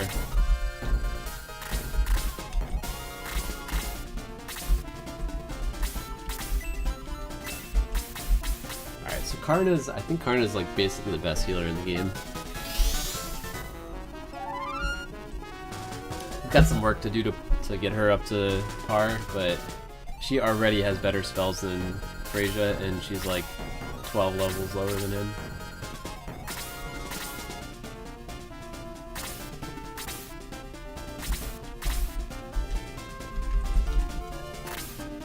Yeah, she's exactly 12 levels lower than him, and she has level 3 heal, and he has level 2. And she has boost. Even better.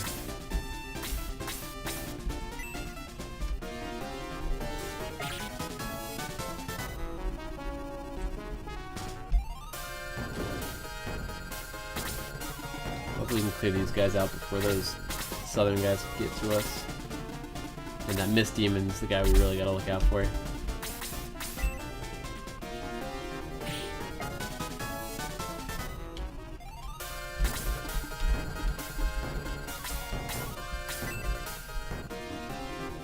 May. She's kind of starting to fall off a little bit too damage-wise. We got her a new weapon not too long ago, so I'm a little bit worried about her output. I could just get this goddamn robot out of the forest. Someday.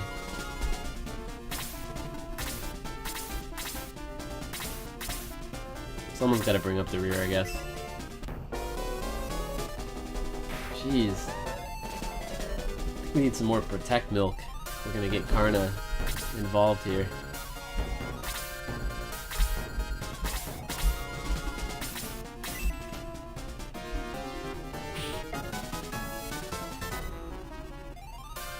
If she keeps dying like to the first shot every fight, I might just have to go one healer.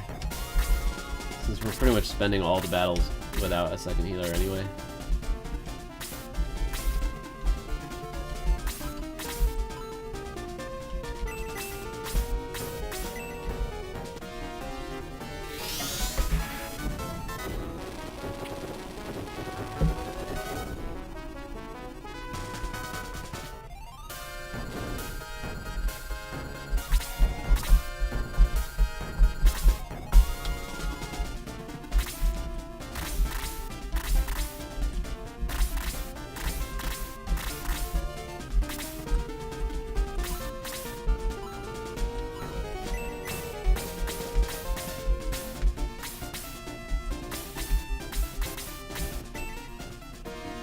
That's why Aura is so good. If they get like 2 casts of Aura off, it's like 50 XP. They get like, you know, as much XP as you need them to get in the fight. Whereas if you get one single heal off, it's 10 XP, and it's like, it's gonna take you the rest of the game to get like 1 level. If I find more Brave Apples, I'll use them on her too. We already used 2 on her, but we need about 5 more before she gets up to survivability status. Alright, so who needs levels the most? I'm pretty sure it's Slade, Karna, but she's dead. Send Screech up here to help out. So much for that plan. Man.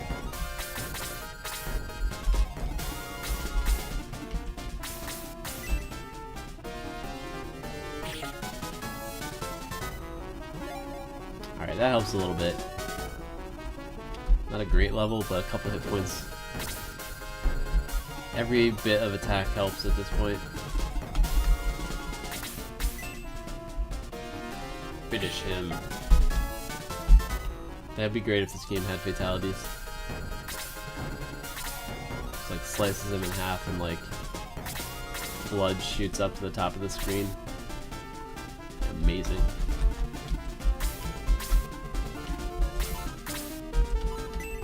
Can one-shot this Hellhound? I don't think so.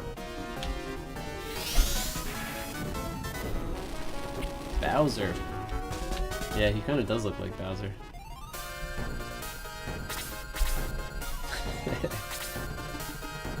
Alright, Alright, we gotta be careful of that Mist Demon. It looks like the Mist Demon up here hasn't moved at all, right? Yeah, he's chilling up there. This guy's the real danger. That Muddle spell is like super dangerous. In fact, it's dangerous enough that I'm just gonna go engage him head on. Oh, that's not good. Imagine if he got that first attack in. That would have been insta kill.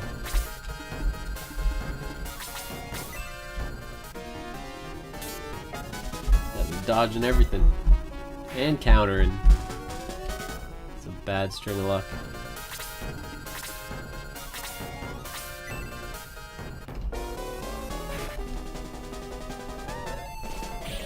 Alright, our luck is turning around.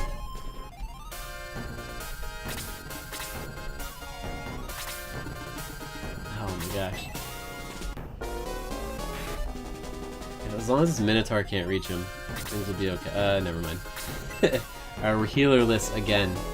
Every single fight.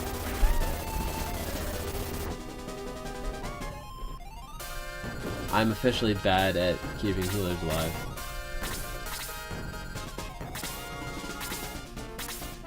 It looks like that Minotaur would have been able to reach him anyway, so he was doubly dead.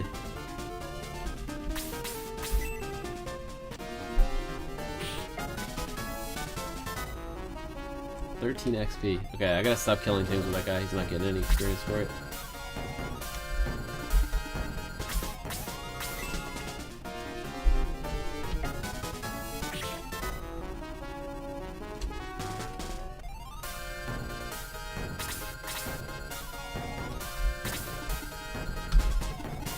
This robot. I hate this robot.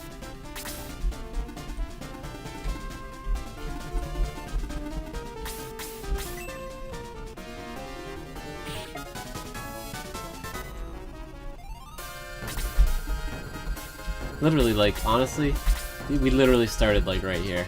And this is how far these two characters have moved.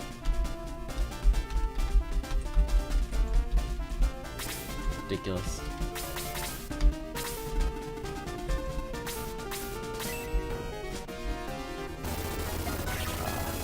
Too bad it's a Hellhound. I think he's got fire resistance.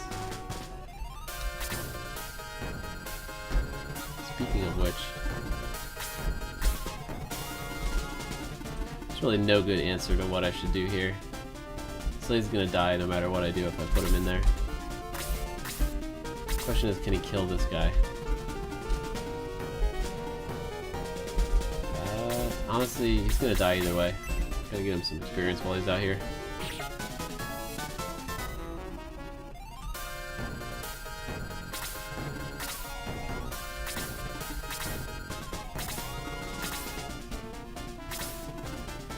They don't even care about Slate. They're like, you're a rat. 79 damage. How can she slap?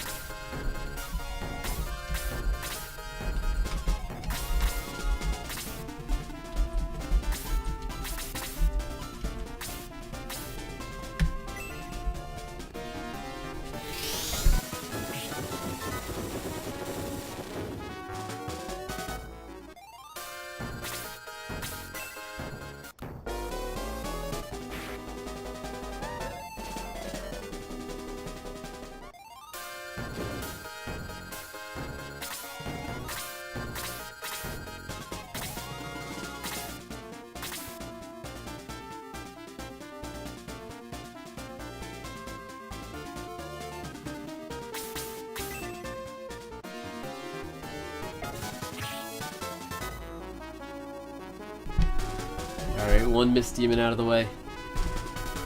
Yeah, Peter is so good. He literally could probably just go solo the rest of the enemies here.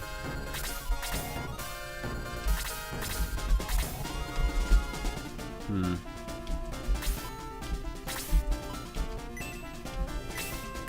think it's worth it to kill these guys off.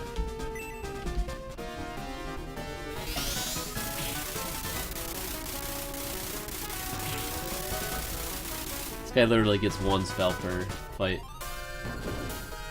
Use it wisely, but I think that was a good use. Try to keep Kazon alive.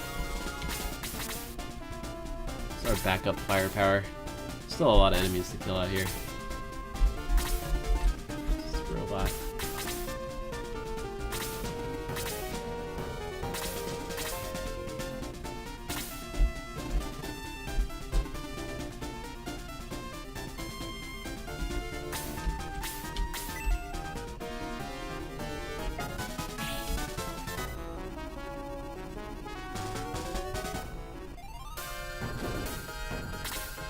So this guy can probably just one-hit anybody. Chose the turtle. Fortunately, the turtle actually has good defense, but not good enough. Alright, at least the golem is in the game.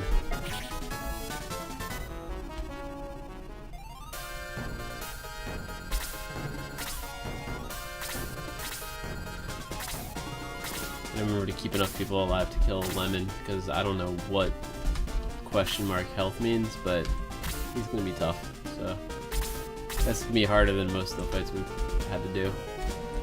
And we're already down a few characters, quite a few characters.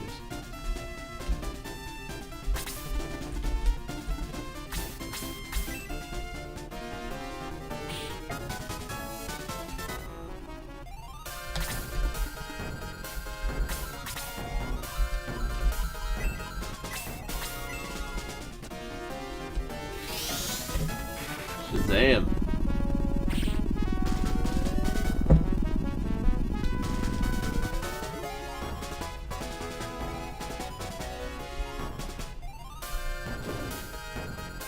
Alright, so I think we'll be alright. We just gotta group up a little bit. I'm gonna send Peter down here, but probably won't attack with him for a while. Make sure our robot and our golem are able to participate here.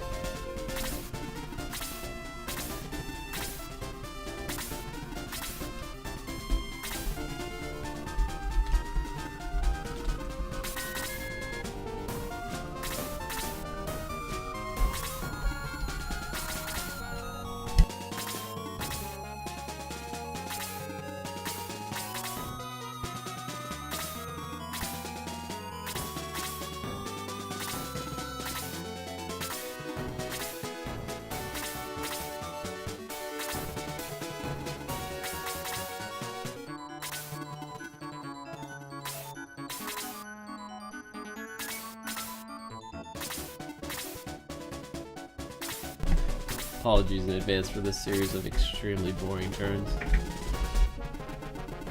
Shouldn't take too long though, we just gotta get everyone down here.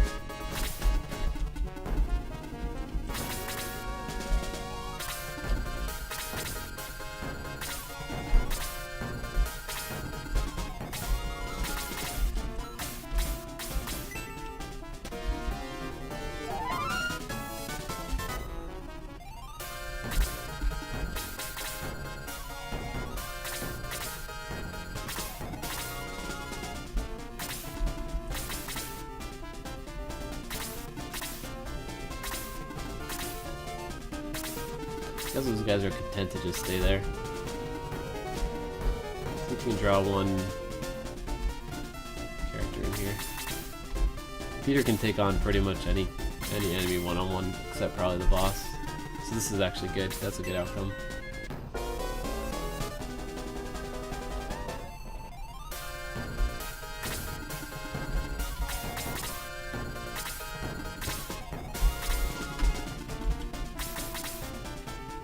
As long as Lemon doesn't come, sweet.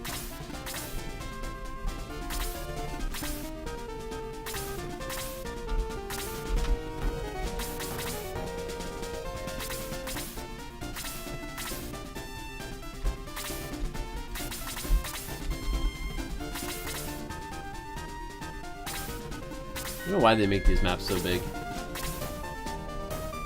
I get that there's some mechanic where, you know, you want to make it so that characters with poor movement get punished, but it's a little bit excessive in my opinion.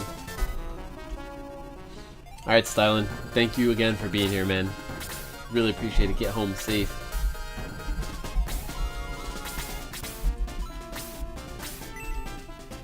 Sweet, man. Much appreciated. Catch you on your stream. No, the heat axe burst into flames. That was a mistake. guess I missed it cracking last time I used it. That kind of is a bad outcome there. It's alright though. Got a bit of a barehanded dwarf for a little bit.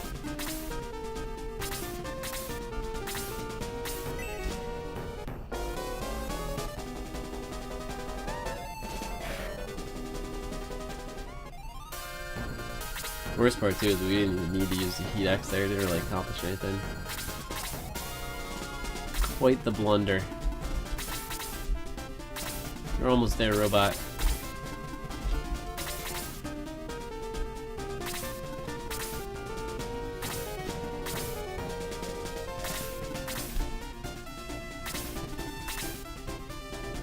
Alright, let's see how much damage he actually does barehanded.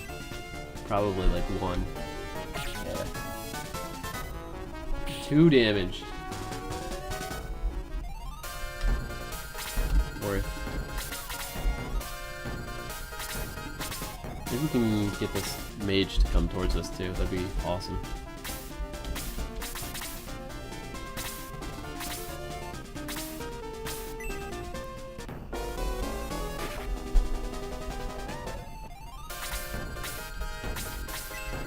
As long as it doesn't kill Peter. The mages do have blaze level 4, I think, so we gotta be a little bit careful.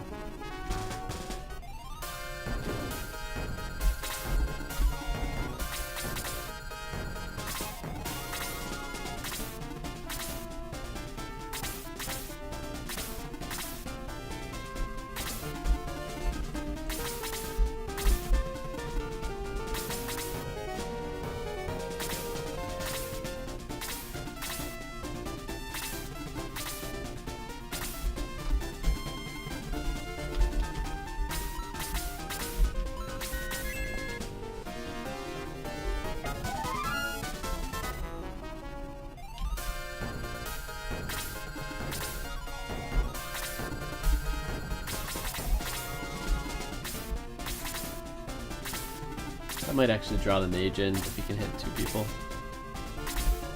Let's use Jaha as bait.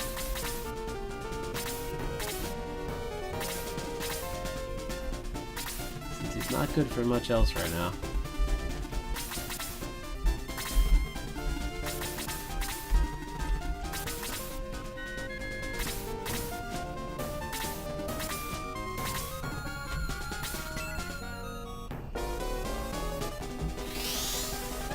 Man, that hits hard. I like the effect on that though. Not sure if that counts as drawing someone in, but yeah, I think we're far enough away from Lemon that he probably won't engage here. So being able to take out this wizard is actually pretty good. Alright, I spoke incorrectly. Just don't de-soul him, please. Sweet. Alright, so Jaha has almost no use here, but still think it's worth keeping him alive. Even just as like a sandbag. Alright, this is actually pretty good.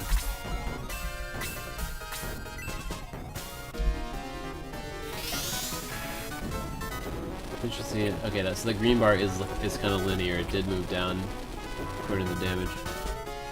So he doesn't have infinite health. It just has more than 99. At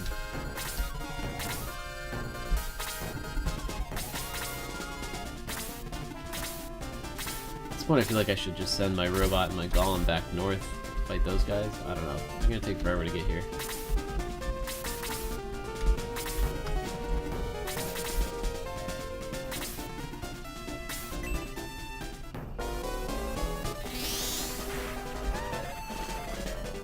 Jaha's taken one for the team.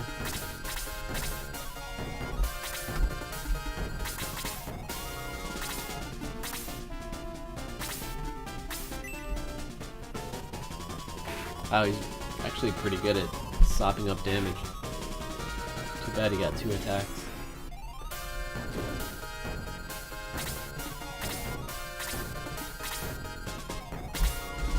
Alright, so trying to think. I think we're alright here. Kazon can... I'm just gonna use as much damage as I can right now. I'm hoping that Lemon doesn't have healing, aside from the fact that he has a healer standing right behind him. But I'm hoping he doesn't self-heal.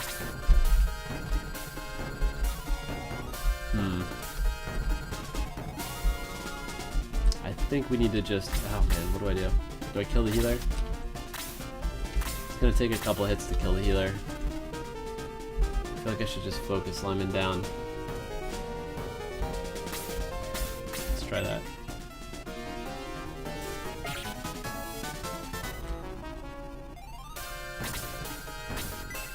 It's actually good that he moved closer to us there. Yeah, I think we're good here.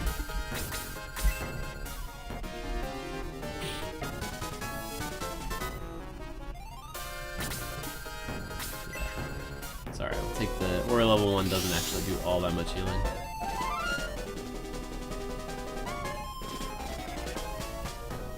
I think we made the right call.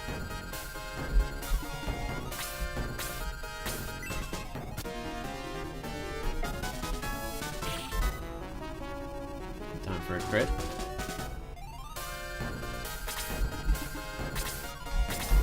These guys have a fit. The Zinc has done nothing this fight. I think Claude got one hit in.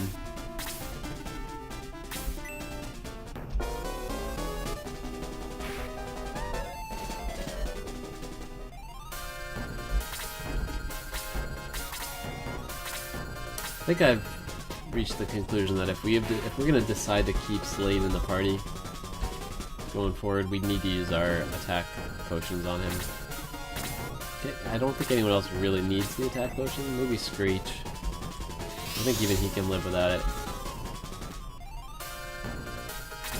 And he should have tried to de-soul the main character there. That would have been a smart move on his part. Alright, another boss fight defeated.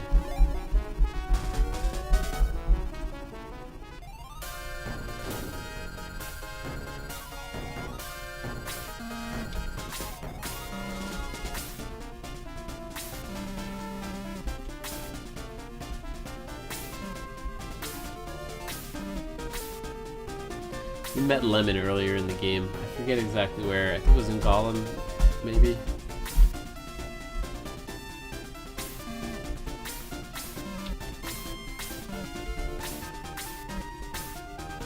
Just need a when, why, how, and we're good.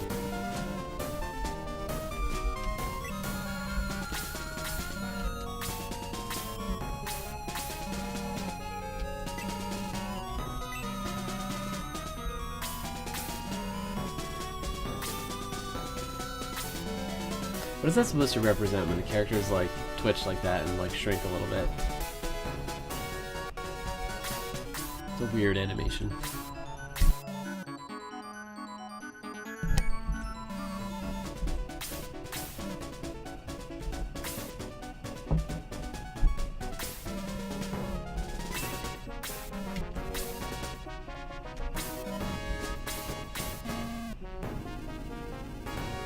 Got flamed a little too hard on the internet.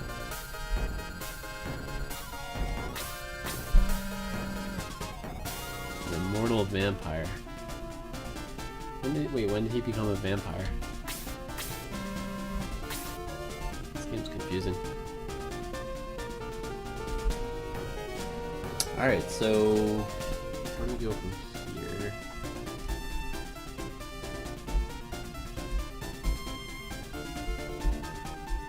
Sure.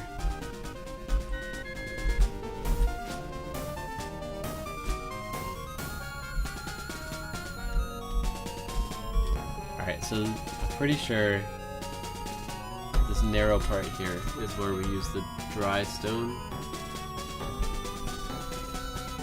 to get to the Dwarven village.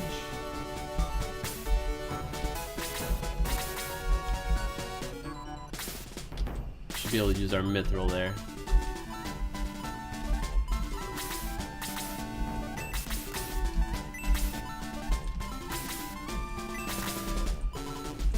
Alright, so first things first, we're gonna take our power water out and we're gonna give it to Slate. I'm committing to Slate. It's too interesting a character to not take with us.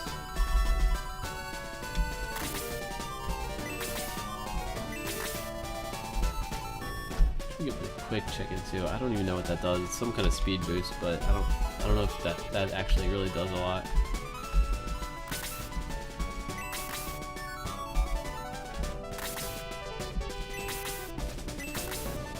Alright, and then we've got all this mithril, which I guess we should take out as well. And we'll get the dry stone.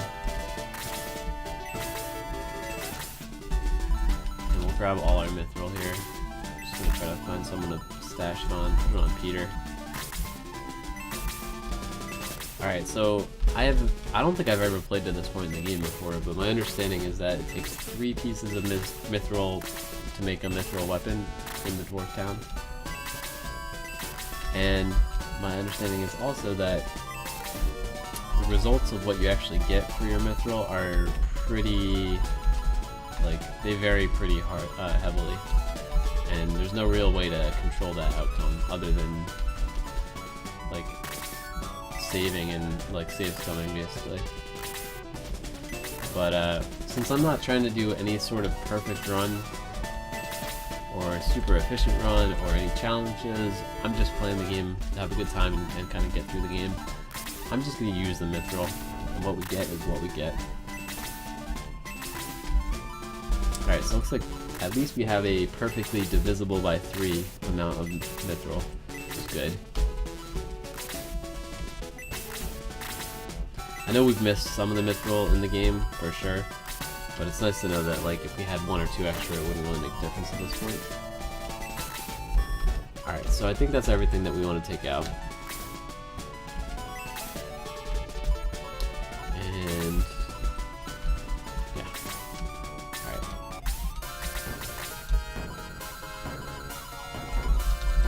Might as well, if we're gonna have Slate as a blast cannon, he might as well be as powerful as we can make him.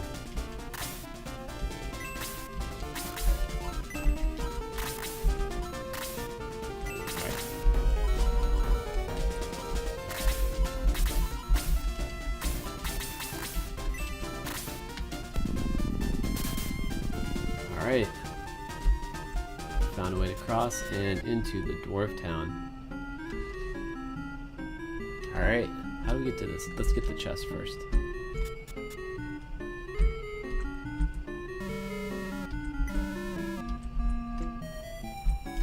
Stylen, I know dwarves are your favorite. Can't believe we hit the Dwarf Town right after you stepped away. Hopefully you're back here momentarily, because this is as good as it gets when it comes to dwarves. You even get dwarf music.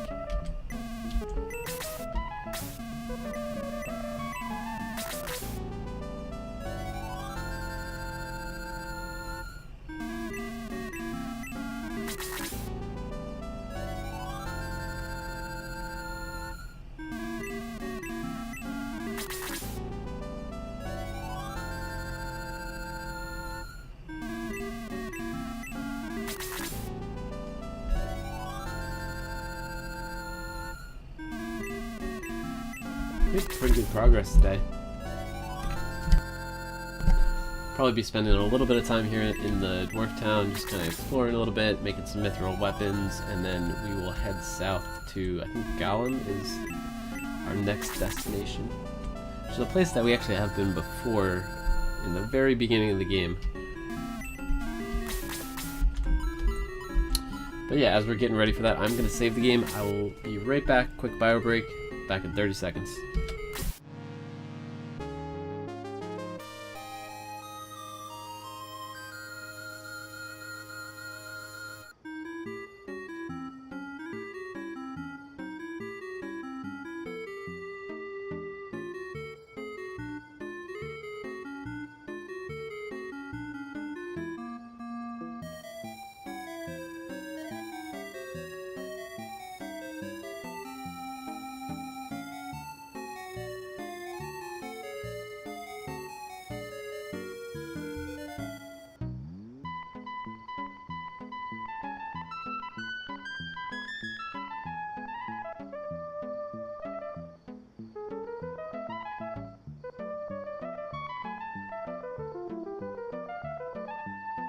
Alright, back. Thank you for waiting on me.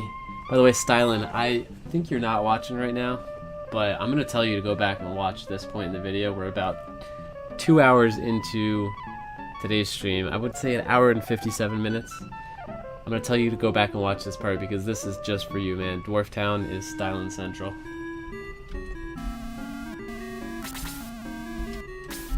Alright, so let's check this place out. Bunch of staircases. Who doesn't love a good staircase? We have met a bunch of dwarves during this game. There are a bunch of places where we actually helped dwarves out. There's an injured dwarf we had to bring a ferry to. Not quite sure if there's anything in this town that we really need to get. But pretty much every destination in this game has some kind of secret, so we're gonna spend some time exploring here. Since we see this chest right here, I'm gonna try to get this one first, or at least we know there's something over there. Okay, it looks like there's the northern staircase will get us there. Northeastern staircase. Guessing that's this one, maybe? No, this is on the low ground. We want to get on the high ground. Alright. Bear with me. Puzzles are not my strong suit.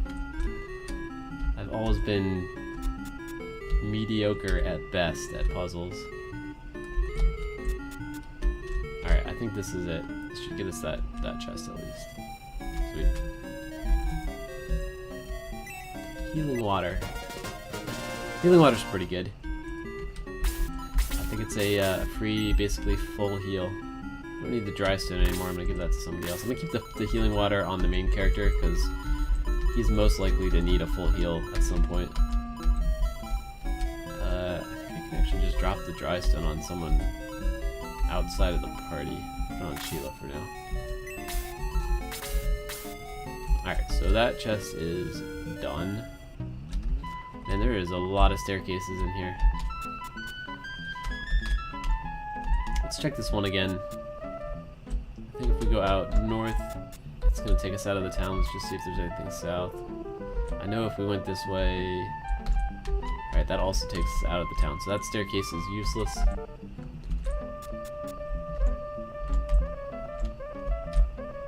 This staircase is where we came from initially.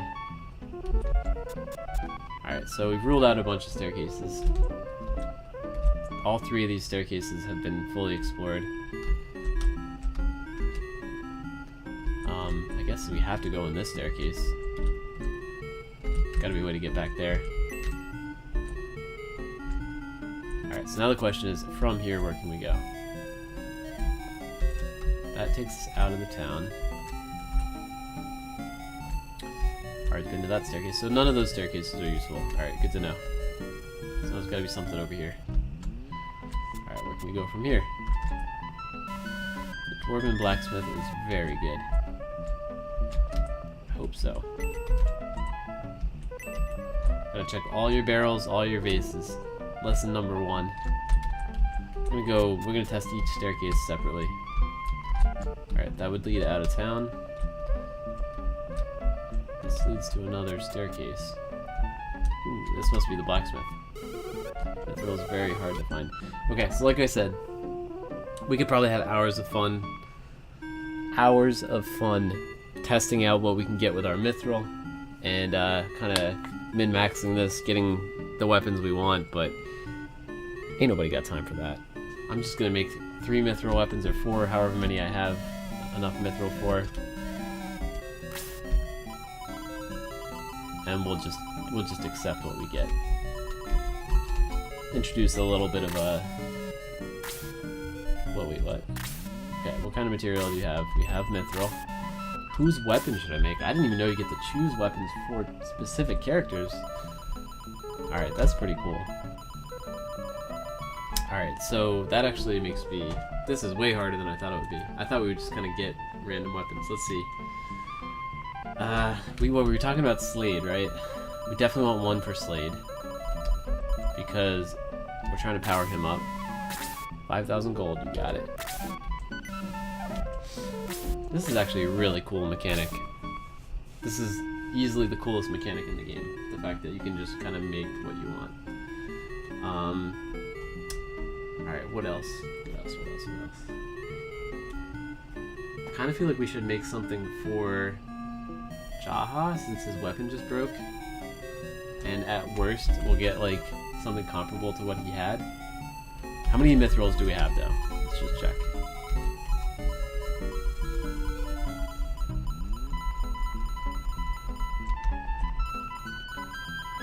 Wait, is it 1 mithril per weapon? Or is it 3 mithril per weapon?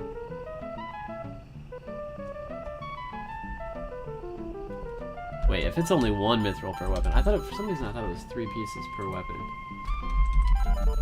That changes everything. Alright.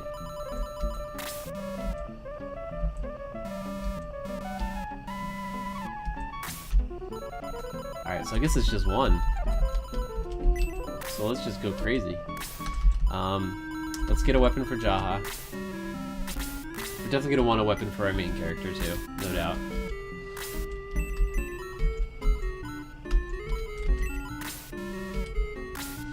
Alright, main character gets a weapon. Although he does, what, he just got that battle sword or something? Maybe we should have been smarter with that. Hopefully it's an upgrade on that.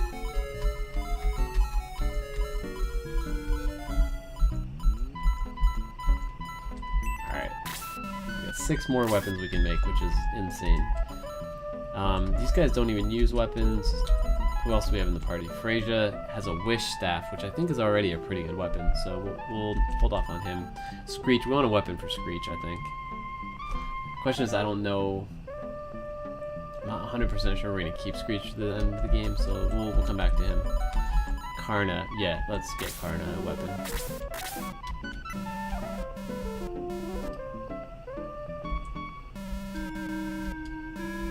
Okay, so that's the most he can make at once. Good to know. So we can make, what was that, 4 at a time? Alright, let's just leave.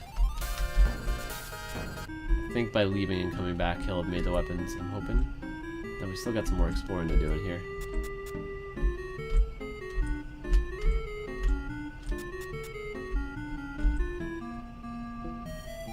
But I want to get these weapons made.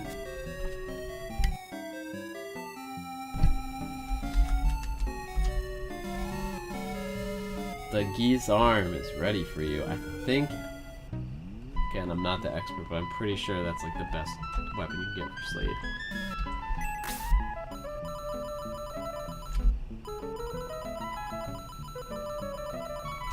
Yeah, okay, anytime you get a 10-point boost in attack, you know you're doing something right. Most weapons are like a 3-point boost. Alright, sweet. That's awesome. The battle sword is for you. Isn't it great? Alright, we already have a battle sword. So Jaha could use it. So could Owen. Owen already has one. So we're gonna give it to Screech, I think. Yeah. The counter sword is for you. I think the counter sword we want to give to our main character here. Misty Knuckles. Oh my god, these weapons are amazing. I love this. This is like the geekiest moment in the game. I absolutely love this.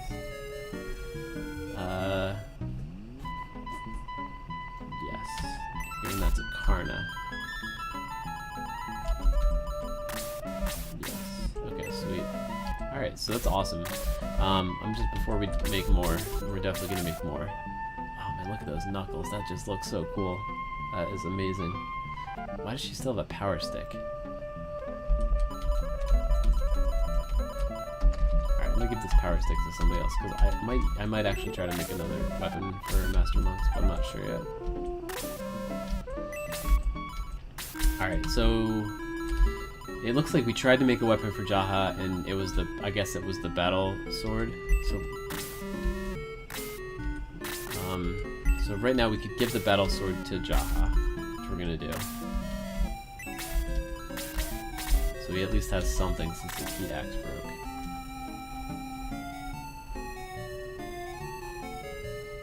Yeah, and that's actually, I'm pretty sure that weapon's actually better than the heat axe. It doesn't have, I don't think it has a spell associated with it, but that's okay.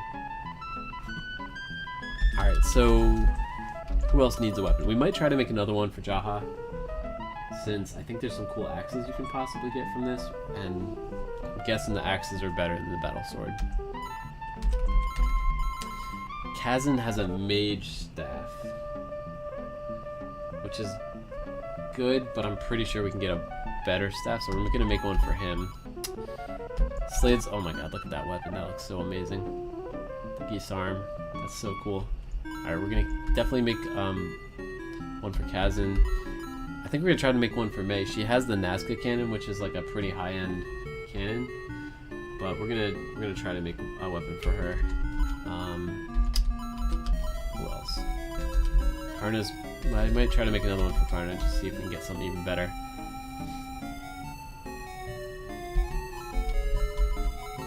I guess Freya should get one too. I like the wish staff, but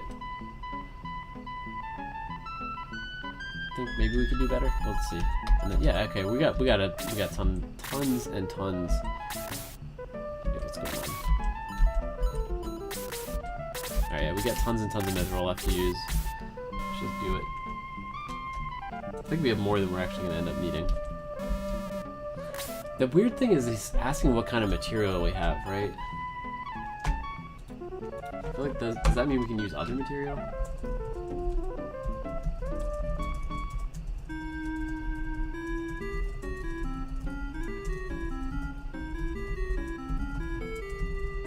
I'm entering that question into Google because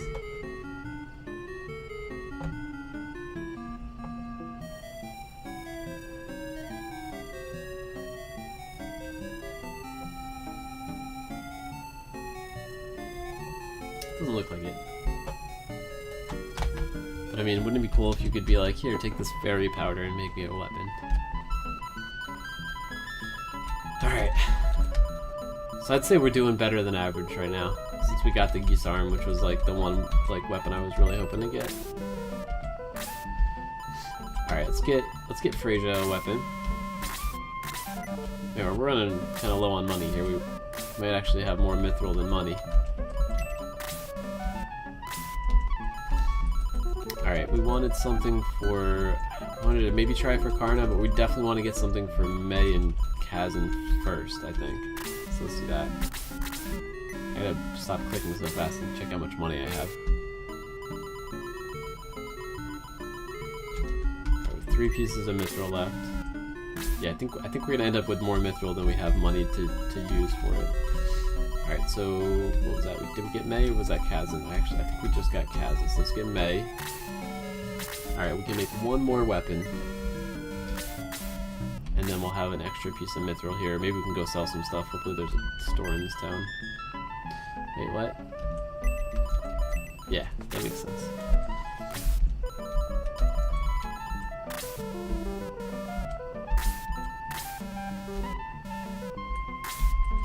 Okay, so we have 2 mithril left, but we really kind of only have 1 since we don't have enough money to use the other one.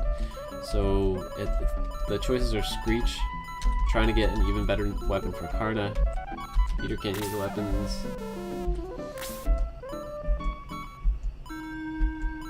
That's really it. I mean, we could try to get Jaha a better weapon. I think Jaha maybe is the way to go, right? Because we got... It's Jaha, Karna, or Screech, right? Let's go for Jaha, because his weapons...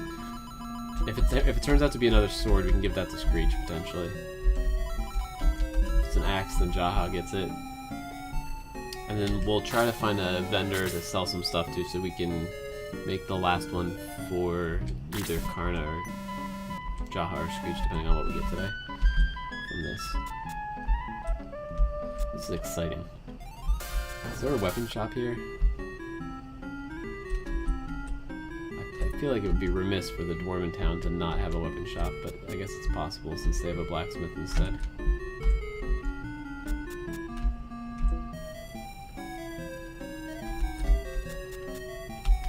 Probably should have hit these chests first, right? Just in case there was something crazy in them.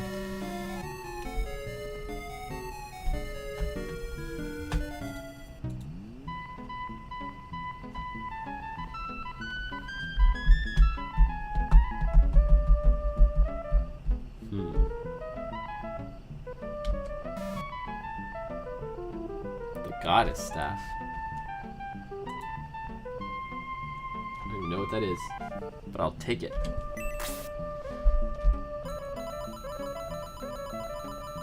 Alright, so it's for Freyja. Sweet. Freeze staff. It's the freeze staff. Some cool stuff here. This one's for Kazon. Wow, that's a big upgrade. The Grand Cannon. Just the name of that is awesome. Alright, I think for having totally committed to this, like sight unseen, and just using up all your mithril without even saving or trying to reroll stuff, I think we're doing pretty good. Alright, so this is going to May, and May is now beast. 83 attack is huge. A critical sword. Okay, so he's got the counter sword, and that's actually better than the critical sword. And actually the battle sword is better too. But the critical sword is going to make you do, obviously, more critical attacks, so I think we're going to have to give this to Screech. Although we could give it to, yeah, well, I'm going to put it on, ooh, we could give it to Slate, but he has the geese arm. I'm going to put it on Jaha for this moment. Alright, we need to find someone to sell stuff to. Because we have one more mithril. And I think, so our last mithril is going to be either between Jaha or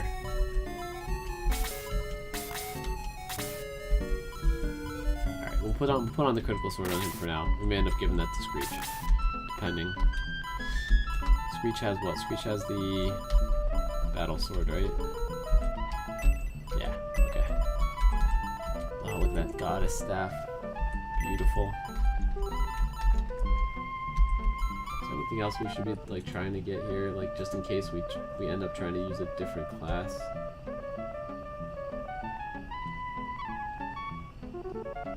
I think so. I guess if do we want to like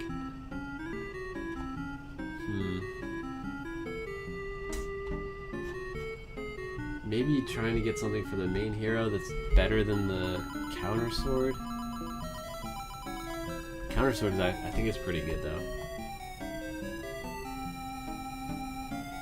Man, this is fun, but also super nerve-wracking. Like, am I making the right choices? Every other part of this game, you kind of just get away with fudging, but I feel like some pressure here to make the right choices. So, all right, so he's got the free stuff. That looks cool too. Alright, so honestly it's a moot point until, look at the Grand Cannon, look at that thing. Jeez. It's a moot point until we find somebody to sell this stuff to. Misty Knuckles, man. I'm so glad they made this a part of the game. Really, really, really cool to have this at this stage of the game. Alright, let's go find a vendor. So we're definitely coming back here. What did we just do? We went through... I could probably teleport. Oh, we did save here, unfortunately, so I'd have to walk back. Demon Rod. I'm guessing that's cursed, so maybe probably don't want to use the Demon Rod, but let's see what it can do here. Aside from looking amazing. Oh, Kazon, big upgrade.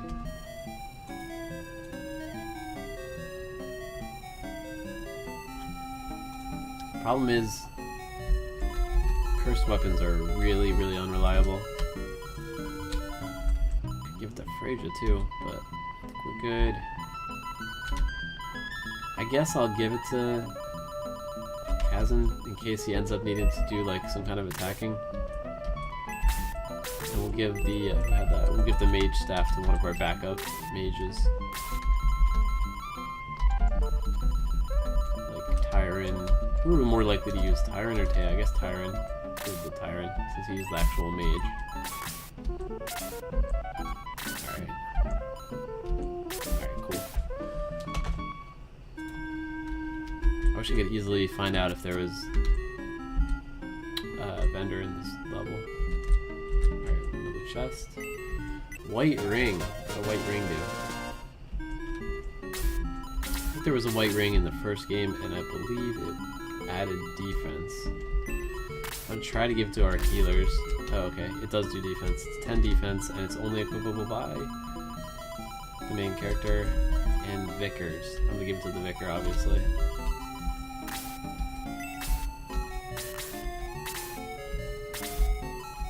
Ooh, actually, okay, so Wish Staff is extra now, since he got the Goddess Staff. Who else can use the Wish Staff? Nobody? Literally nobody? Oh man. Alright, so literally nobody can use the Wish Staff. It's alright. I didn't want to give that to Claude now. Claude can't use anything.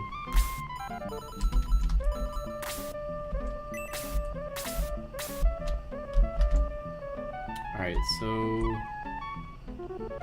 Wait, did we come up here? No, we came up through here. And you can't go anywhere here. Alright, I think we've done everything we can here. So, let's go back to... Yeah, let's go back to the last town we were in. I don't think we'll trigger the battle again. Hope not. We shouldn't, because that was a boss battle, so it should be impossible to re-trigger that.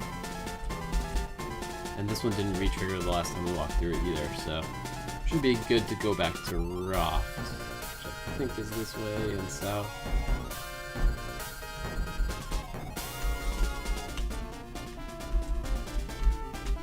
There we go. Alright, it's a shop here. Alright, let's go find out what we can sell. Bet our heat axe died. Honestly, it's not really that big a deal, but kind of annoying.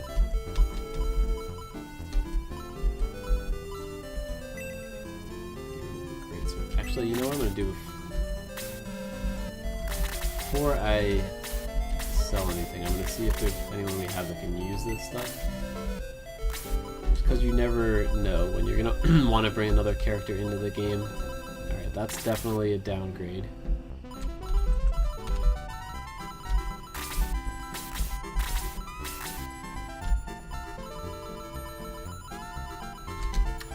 Alright, sell a Screech, right?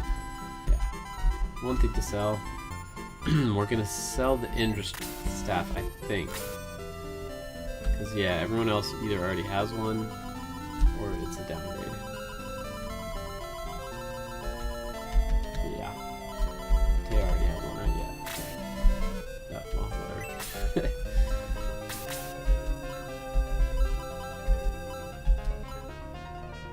Okay, so she could give her Knuckles, but again, I think all our Master Monks already have Iron Knuckles.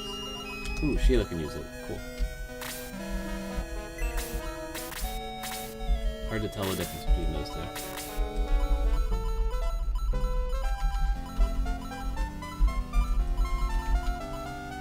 Alright, so the Nazca cannon, I think, is a unique weapon, so we definitely don't want to sell that. I think that's going to Road. Yeah, Elric. There's no way Elric is coming to the party. Janet's not coming to the party. If anyone did, it would be Road, so Road gets the Nazca cannon.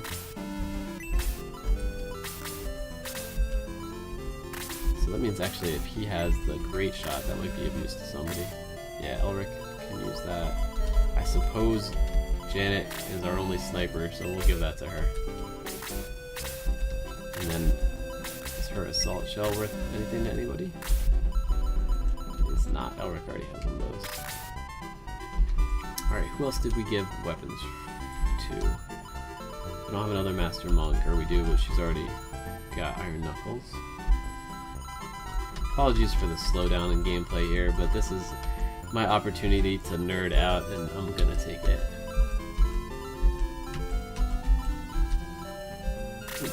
Alright, so we have an extra critical sword. Wait, so we already had a critical sword? I didn't know that.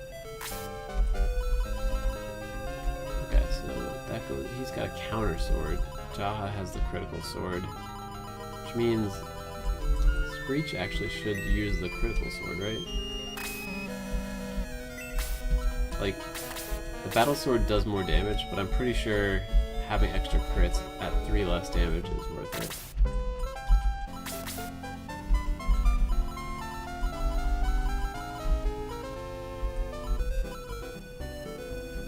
anyone use the greatsword? I don't think so. Really would only be Luke. Although the battle sword should go to Luke, right? From Screech. That should go to Luke. Yeah.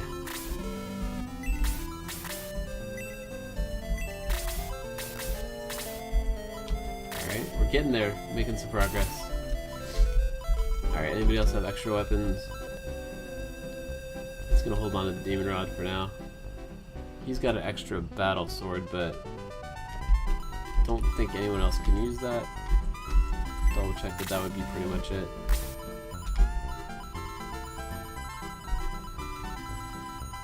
Yeah, that's it. So, alright, so we got plenty of things to sell. I don't think I'm gonna sell the battle sword since it is kind of a more powerful version of the weapon, but everything else can go.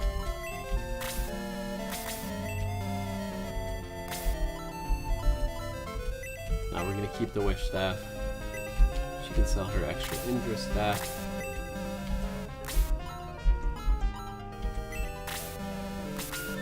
All we need is 5,000 coins to be able to buy that last mithril weapon.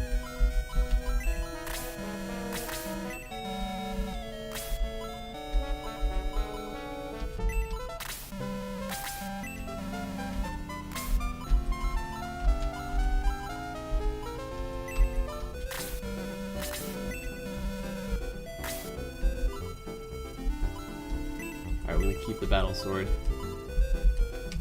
Alright, I think that's it. And we definitely have enough to buy the last mithril weapon. I'm gonna check and see if we have enough to buy a few healing items too. I don't know when we're gonna have another opportunity.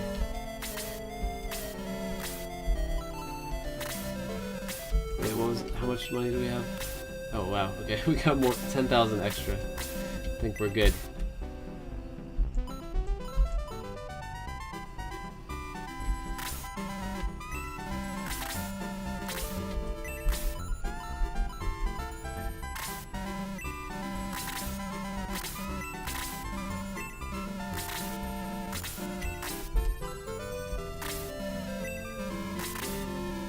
Guys who don't really use weapons can carry an extra healing drop.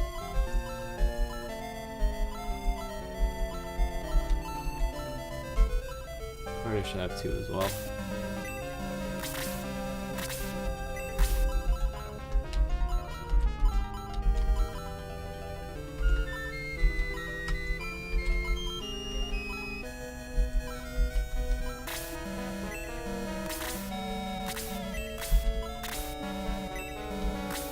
Alright. Looking good.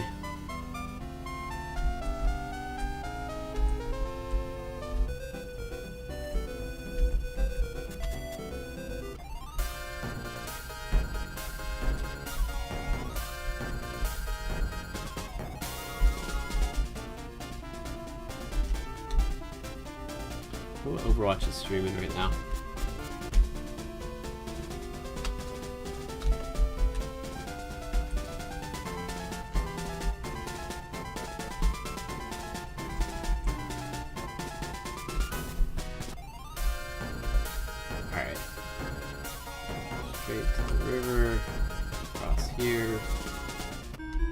Get our last mithril weapon, and again, we could try to get something for Jaha, but honestly, I think the counter, like, okay, I'm pretty sure we're gonna just get something for the main hero. Counter sword is great, but we could give that to like 4 other characters, and it would be an upgrade. So we're gonna try for his ultimate weapon. I don't think we need to try for Jaha's axes anymore. He's fine with a sword. Kazon, I guess we could try for an even better staff, but he's got 2 good options. Disarmed is as good as it gets. Grand Cannon's as good as it gets. We could try, I think there's 1 set of knuckles that are better than the Misty Knuckles. But honestly, it's so rare that we're actually even going to be attacking with her that I don't think that's the wise choice. Screech can use the leftovers if we get something from, you know, a better weapon for the main hero that he doesn't want to use. Yeah, and that's it, really. So That's what we're gonna do.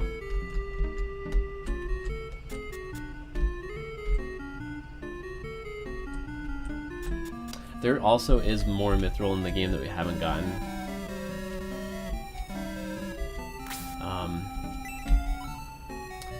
And like we're gonna have at least one more stream. I guess one more stream of this game after today. So I'll do a little bit of research in time for next stream to see if it's worth going back anywhere to get more mithril, or if we gotta just go forward.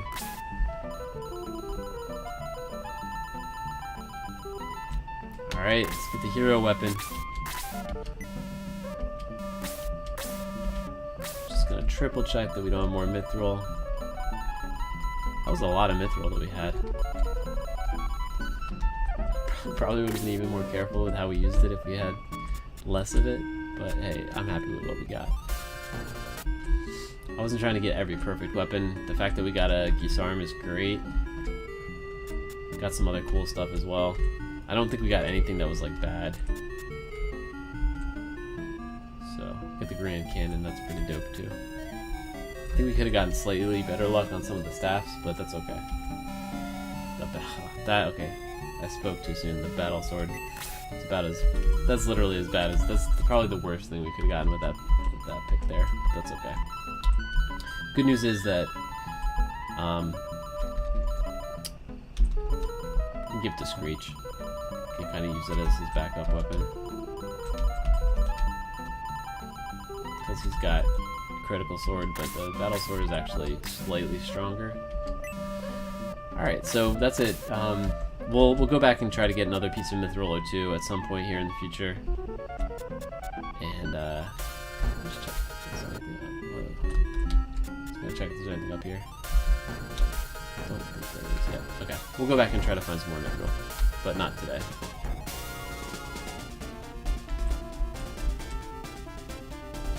Gonna head on towards Galam. There she is. Beautiful sight. What a beautiful sight.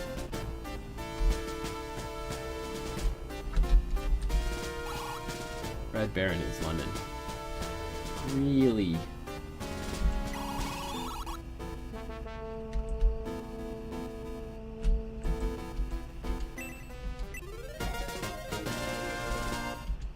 Evil shot.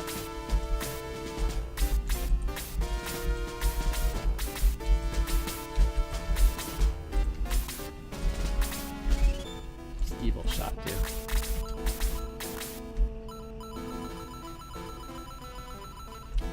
Oh, that looks crazy. Oh my gosh. Alright, so I'm guessing that's going to May too. Okay, so that's even stronger than the Grand Cannon, but it lowers her defense. Wow, this weapon actually kind of instantly makes it possible for us to use someone like Road. But,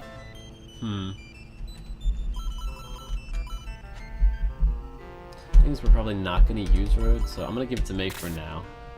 I'm not going to equip it because cursed items are generally like sketchy at best.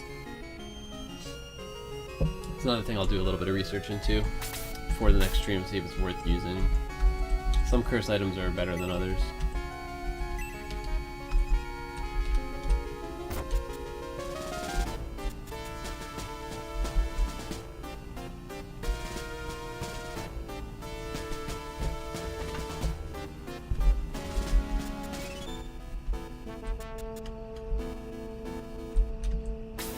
Wouldn't be a Shining Force game without a prison. This actually, okay, we have been here before. Pretty sure this is where we met Slate, I think, and he like let us out of prison and led us down like a staircase that was here. Hidden staircase, I think. If I'm not mistaken.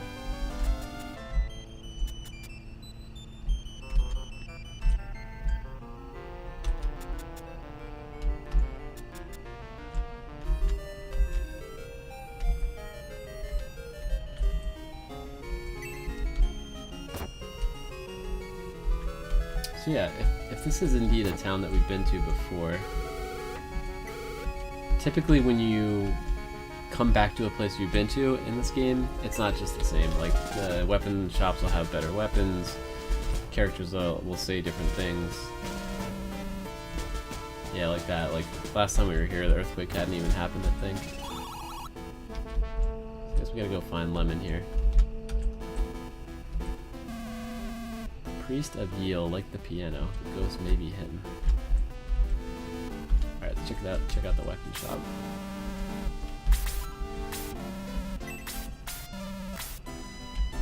Alright, so they're basically selling the same stuff everybody's been selling lately. Good stuff, but nothing that holds the candles to the mithril weapons we just got.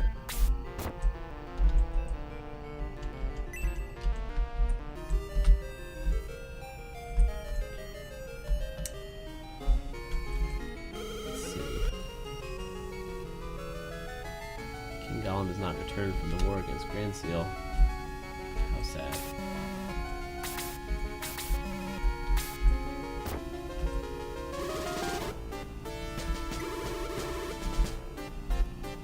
Whoa, what's that? I kind of want to walk on that. A hole. Oh, I can't go away. I really wanted to go in that hole.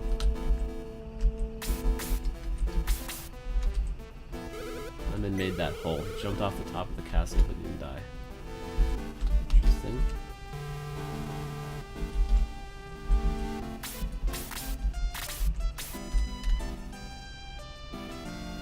So if the king's not here, I don't think there's much of a point in going into the castle.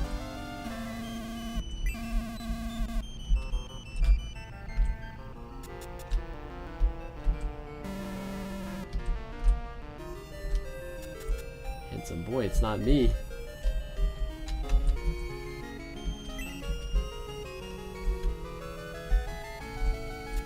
Got some memories here in this bedroom. Not the kind you're thinking of, but had some adventures. I guess this is, if I remember, we did a whole battle in this castle. I remember Chester dying here. Can't forget that. There's a way to get to this tower that they're talking about. I think it's up here.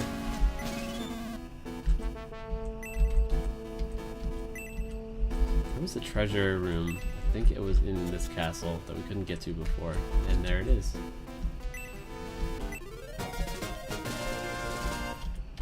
Yeah, I remember, because we came up here and we were able to see this room from the bedroom of the king.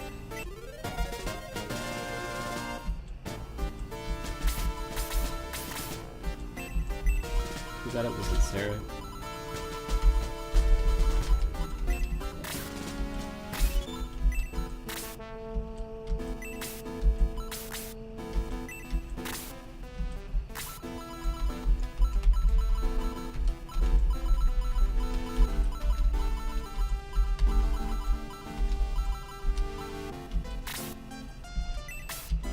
Since he's our pilot. I don't think we're going to need the Sky Orb anymore. I'm pretty sure that was just used to operate the Nazca ship. But yeah, the tower must be this way. I don't know if we're supposed to go here right now, but let's check it out. Impossible, it's buried in the ground, there's no door. Okay.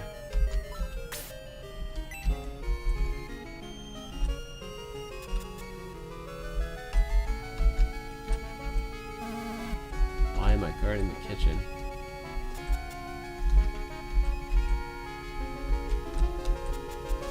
Oh, what's on here?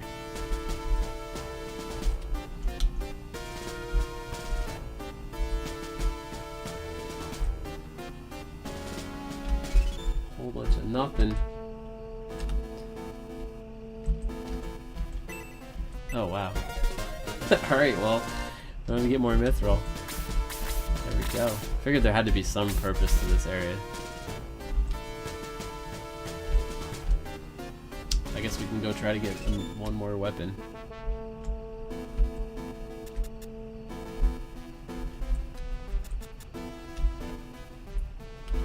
Check these barrels.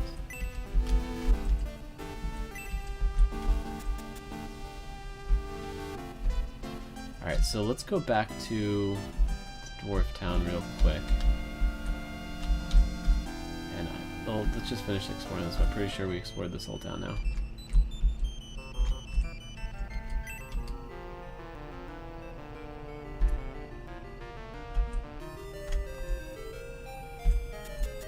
This should lead to the town proper, right? Okay.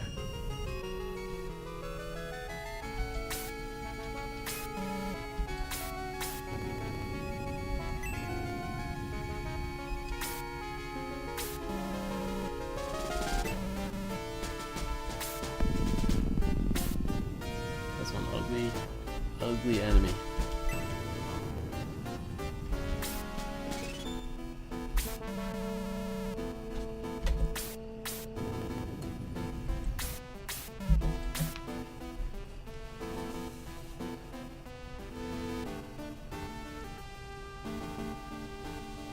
This guy. This must be the handsome boy. He's pretty handsome.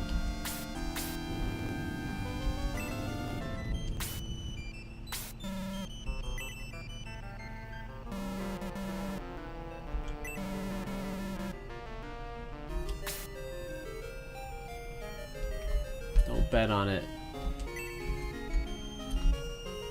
Interesting that it gave us a cutscene traveling between the castle and the village. Or is this... Okay, that would actually leave completely, which I don't think we want to do because I'm pretty sure that'll engage us in a battle. Let's check up here real quick. I don't think there's anything up here, but... Yeah. Side chest.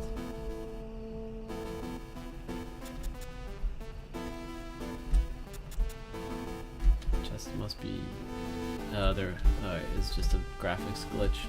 Alright, so what we're gonna do is we are going to go back to the Dwarf Town one last time. We use this last piece of mithril because I don't know. It's straight up here.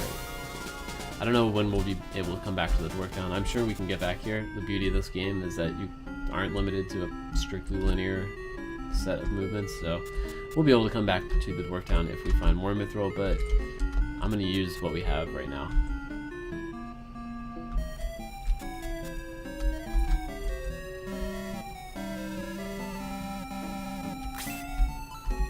Alright, I'm going to try one last time for the main character.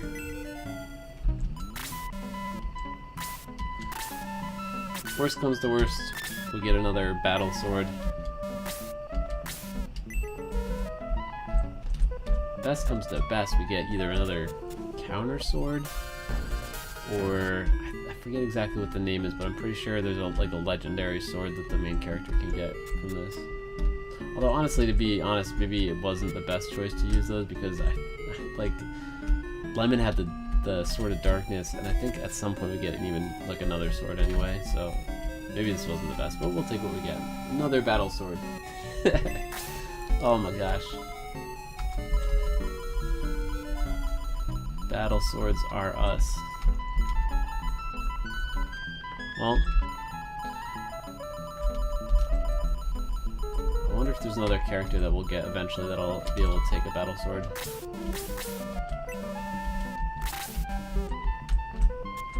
Probably could have min-maxed that one a little bit, but it's alright. Like I said, there's more mithril out there. But yeah, now that I think about it, probably was a bit of a waste to try to get something for the main character, since he's already got the counter sword, which is really good, and I think he gets like some sort of light or whatever equivalent from the first game. I think he gets that in the not too distant future. Oh man, this guy.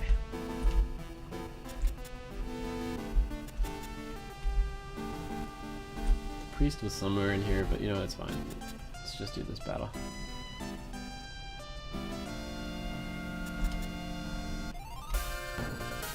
Alright, I'm assuming, I don't know where we go from here, but I'm assuming wherever we walk there's going to be some kind of crazy battle, right?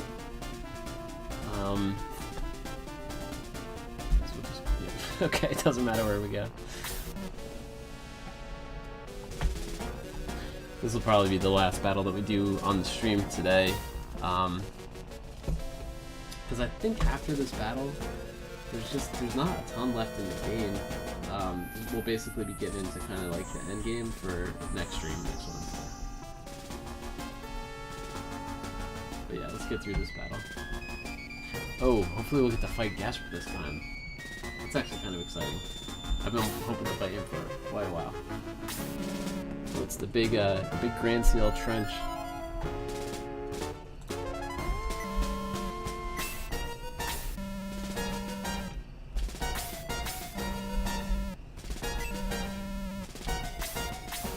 We'll give this battle one try also, just as a heads up. If we do end up failing this battle, we'll probably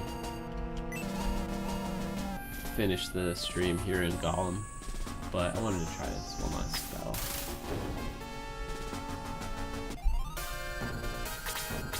We are, though, going to kind of just go right for Gesp here. Let me just check the map. Alright, well, there's actually not a ton of enemies here. We got these guys over here. I'm going to stick to the left side here and try to run past these guys just to keep the time constraints in mind. I do have to stop streaming relatively soon. If they engage us, it's totally fine. Not the end of the world. We can test out all our new weaponry that we just got, which I'm super excited about. Alright, we gotta watch out for that Miss Demon as always. It's that Confuse that really spells doom for us.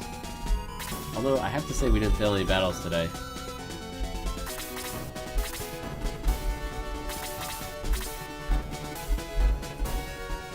Dragon's gonna spell us, isn't he? Nope, okay. Well, you never know with these dragon types, sometimes they have hidden spells. Just hope Screech doesn't get like one shot. If these guys keep walking slow, we'll encounter them on the way down anyway. Keep the healers in the back this time.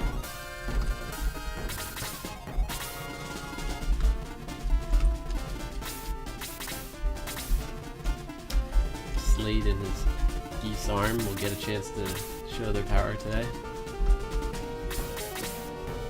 Oh, that's great. First rock. What does that even mean?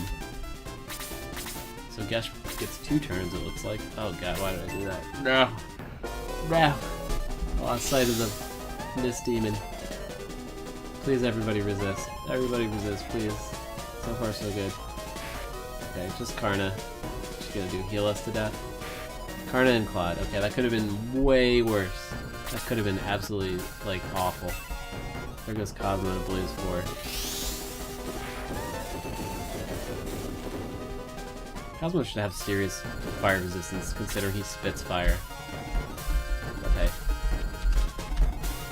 That would make too much sense. Well, that's a big dragon. Most of the creatures in this game are not nearly that large. Fortunately, Peter's god tier. Alright, well, you know what, the Mist Demon did just go. I guess these guys both went, so it doesn't really matter who we attack. Critical. Okay, so he has the critical sword, right? Is he gonna just crit every hit now?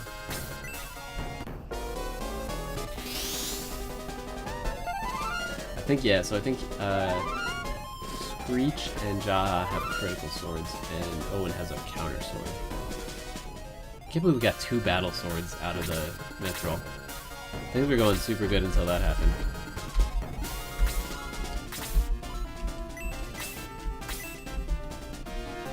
Wreck him, Kazon.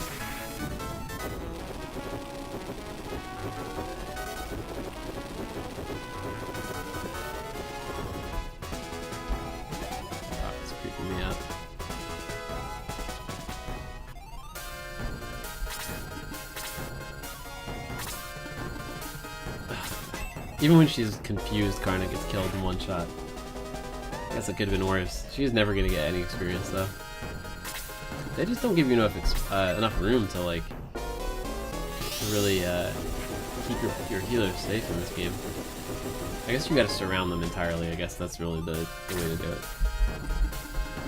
If you want to be serious about keeping them safe.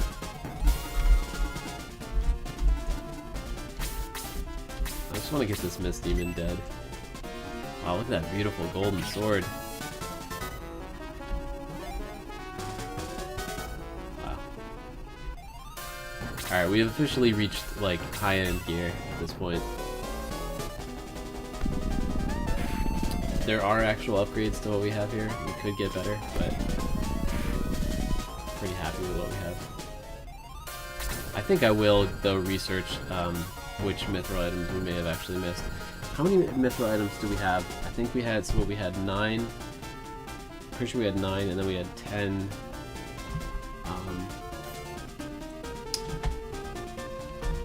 The 10th one was the one we found in the cave below Colin. Just trying to look up real quick how many there are total. There's 15 pieces of mithril.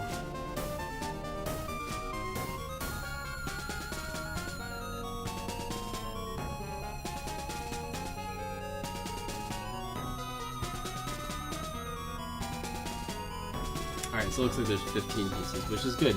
That means there's at least, I can't remember if we did 10 or 11, I think we did 10.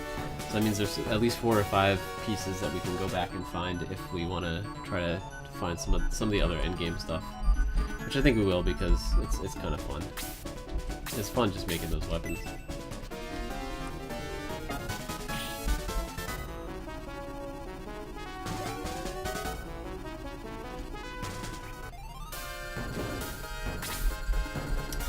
Zinc actually gets to attack? Unheard of.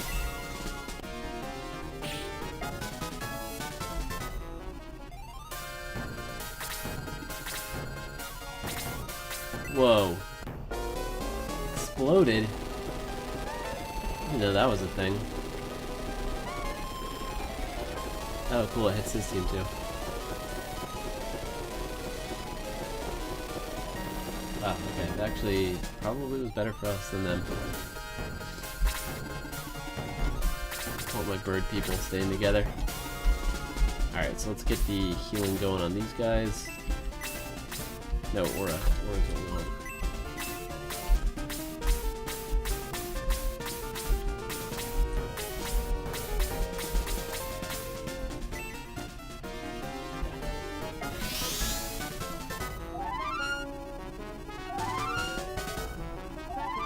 This is why healers are so good. I mean, you could just keep Karna alive. Oh, I forgot Claude. Wait, he can attack a diagonal? Good to know. Good, we didn't get to try out the Disarmed, unfortunately. But that's good to know. We've at least learned that he can attack a diagonal. I wonder if they explode when you kill them, too. Or just if they get the chance to attack. Learn something new every day. Alright, I'm gonna just go kill the healer here. My priority straight.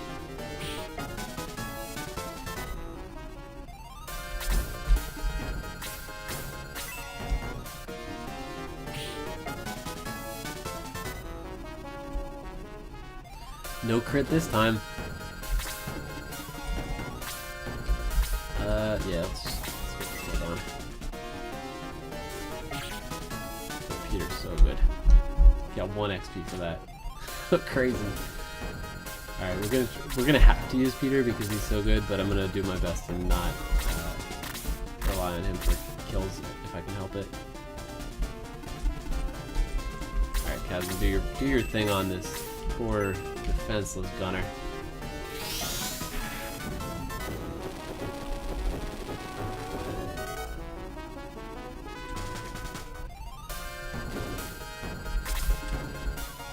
To try out our Grand Cannon here. We don't need the damage, but it's still gonna be interesting to see what it looks like. Okay, it looks honestly pretty much the same as the Nazca cannon.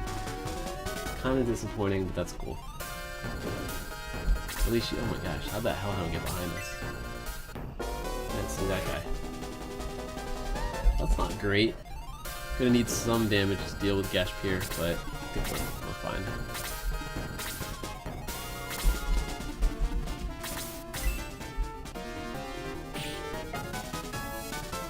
Does Zinc have a special attack? I feel like he should.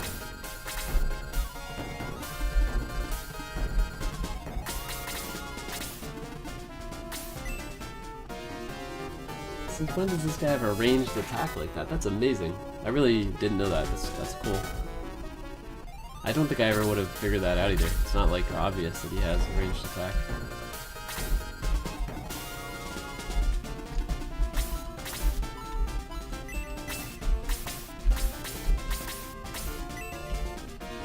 Just gonna keep using Aura. It's the quickest way to level guys up, even if you don't really need healing on some of these characters. Should be another 25, yeah. You can use Aura every fight, you're doing things right. I'm gonna just try to run away from these rocks, I think, at this point. I don't think it's really worth fighting them. I guess I'll kill this Hellhound, and then we'll just leave. Nice, level 20. If you get level 20 after promotion, you know you're making pretty good strides here. Let's see if we can draw out one of these guys.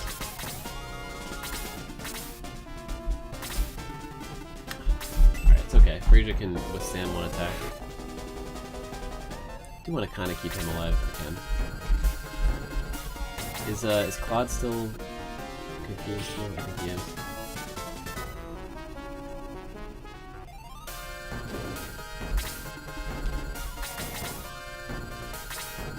Alright, we should probably figure out what Geshp does here before it gets too late.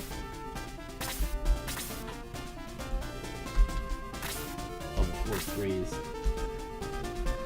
Something to keep an eye out for. Actually, you know what? I really should have attacked Mage there. Well.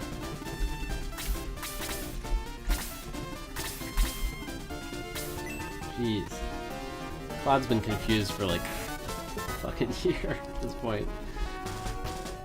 And he's, as long as he gets unconfused now. Okay, finally. Jeez. These rocks are not gonna let us pass, apparently. Oh god. There goes Screech. This is quickly falling apart. Alright, at least he survived. You know, we're just going in on Geshp at this point, I think, right? The question is, can anyone catch up? Yeah, I guess May might be. No, May's gonna get stuck there. Hey, let's just do it. Just go for it. I think Peter can solo Geshp. We'll find out. Problem is this freeze is gonna really punish Peter. Alright, that's good though. That's huge that he, for some reason, decided to attack. He has like infinite magic. Alright, so we may want to back out with Peter here.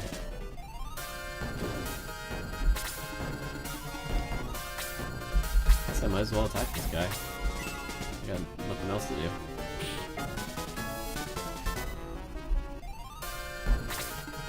In here.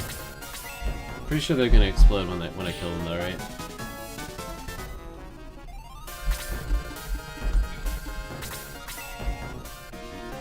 That's okay. Yeah, it does explode, okay. That's alright though. I don't do that much damage. Take the XP. Alright, so here's the real question. Okay, that's actually good. If anyone who's not attacking Peter, it means Peter has more chances to kill Geshp. But I'm wondering if we should back off Geshp a little bit.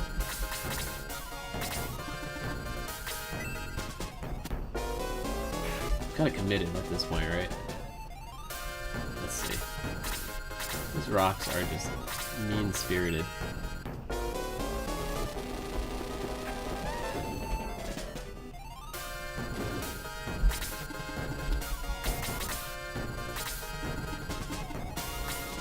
Okay, if he freeze level 3s, we're gonna be in trouble, but he didn't. Alright, so here's our choices. Go all in on Geshp, but I guess there's not really a choice at this point, we have to do that. 49 damage, Peter's so good, so good. Hopefully Geshp just doesn't, no! That's it, that's the end of the fight. I like how he blew the snowstorm too, just in case. It's like, Peter could have probably healed him there. It might have been the smart move. But that's okay. You know what though? That I actually feel like that makes kind of a good end to the stream today. Coming up on 3 hours here. And I get, you know, we're kind of trying to save the bosses of the game, the kind of the end game for the final stream. And to me it makes sense to include Geshp as part of that. We could totally take that fight, no problem.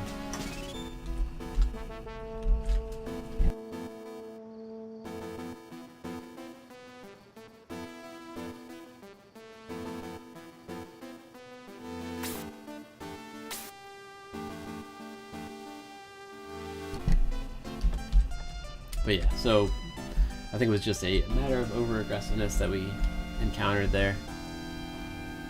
Let's go find this priest and save our game. I think he was up here. No. It's gonna take us about 5 minutes to find this priest, so apologies in advance. He's not in the church for some reason. I think he's up here maybe. This is the treasure room. Only one other spot he can be is over here and then up to the right. But yeah, I got no trouble to beat Geshp. I think he's a hard hitter and he's got some good creatures around him. But if we play that a little bit more cautiously, we'll be completely fine. Oh man, I hope we have enough money to res our people. We could always sell one of those battle swords if we really need.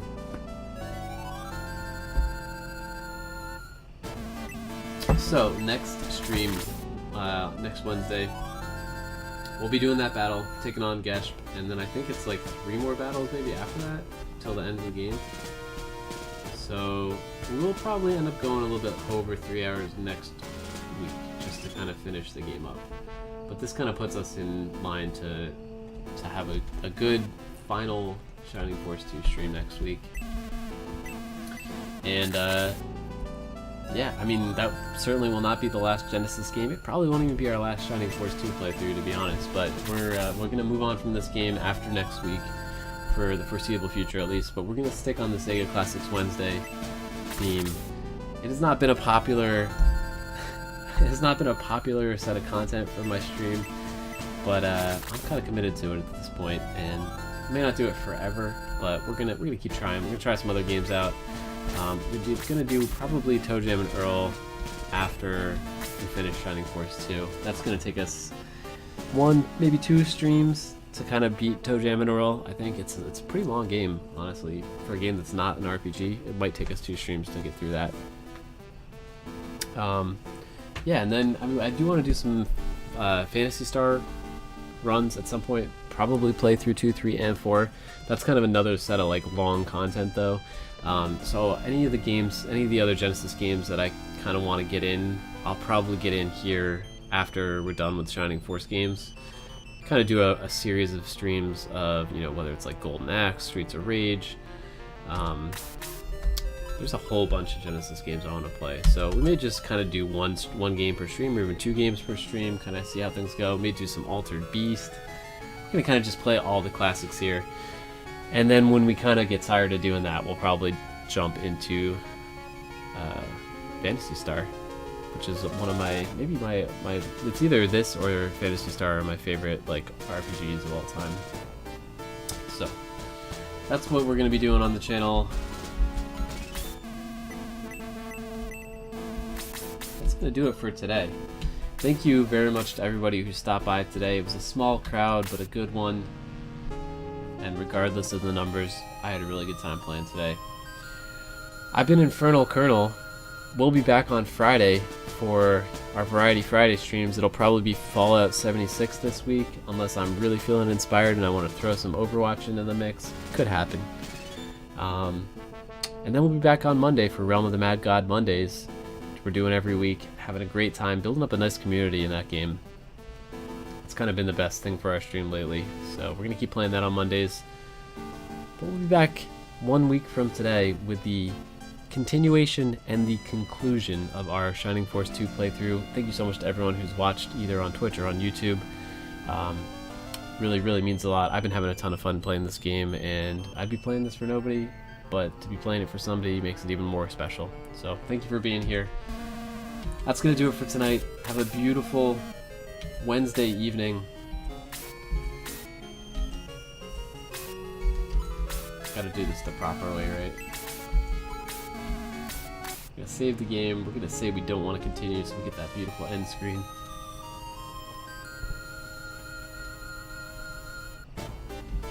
Yeah, I'm off from work for the rest of the week. I'm gonna have a nice 4-day weekend. We'll be streaming at least once in that period, definitely on Friday, maybe a bonus stream on the weekend if things fall right. But yeah, thank you again, guys. Have a wonderful Wednesday. Have a great night, day, morning, wherever you are, whatever day you happen to be watching this. Thanks for being here. Take care.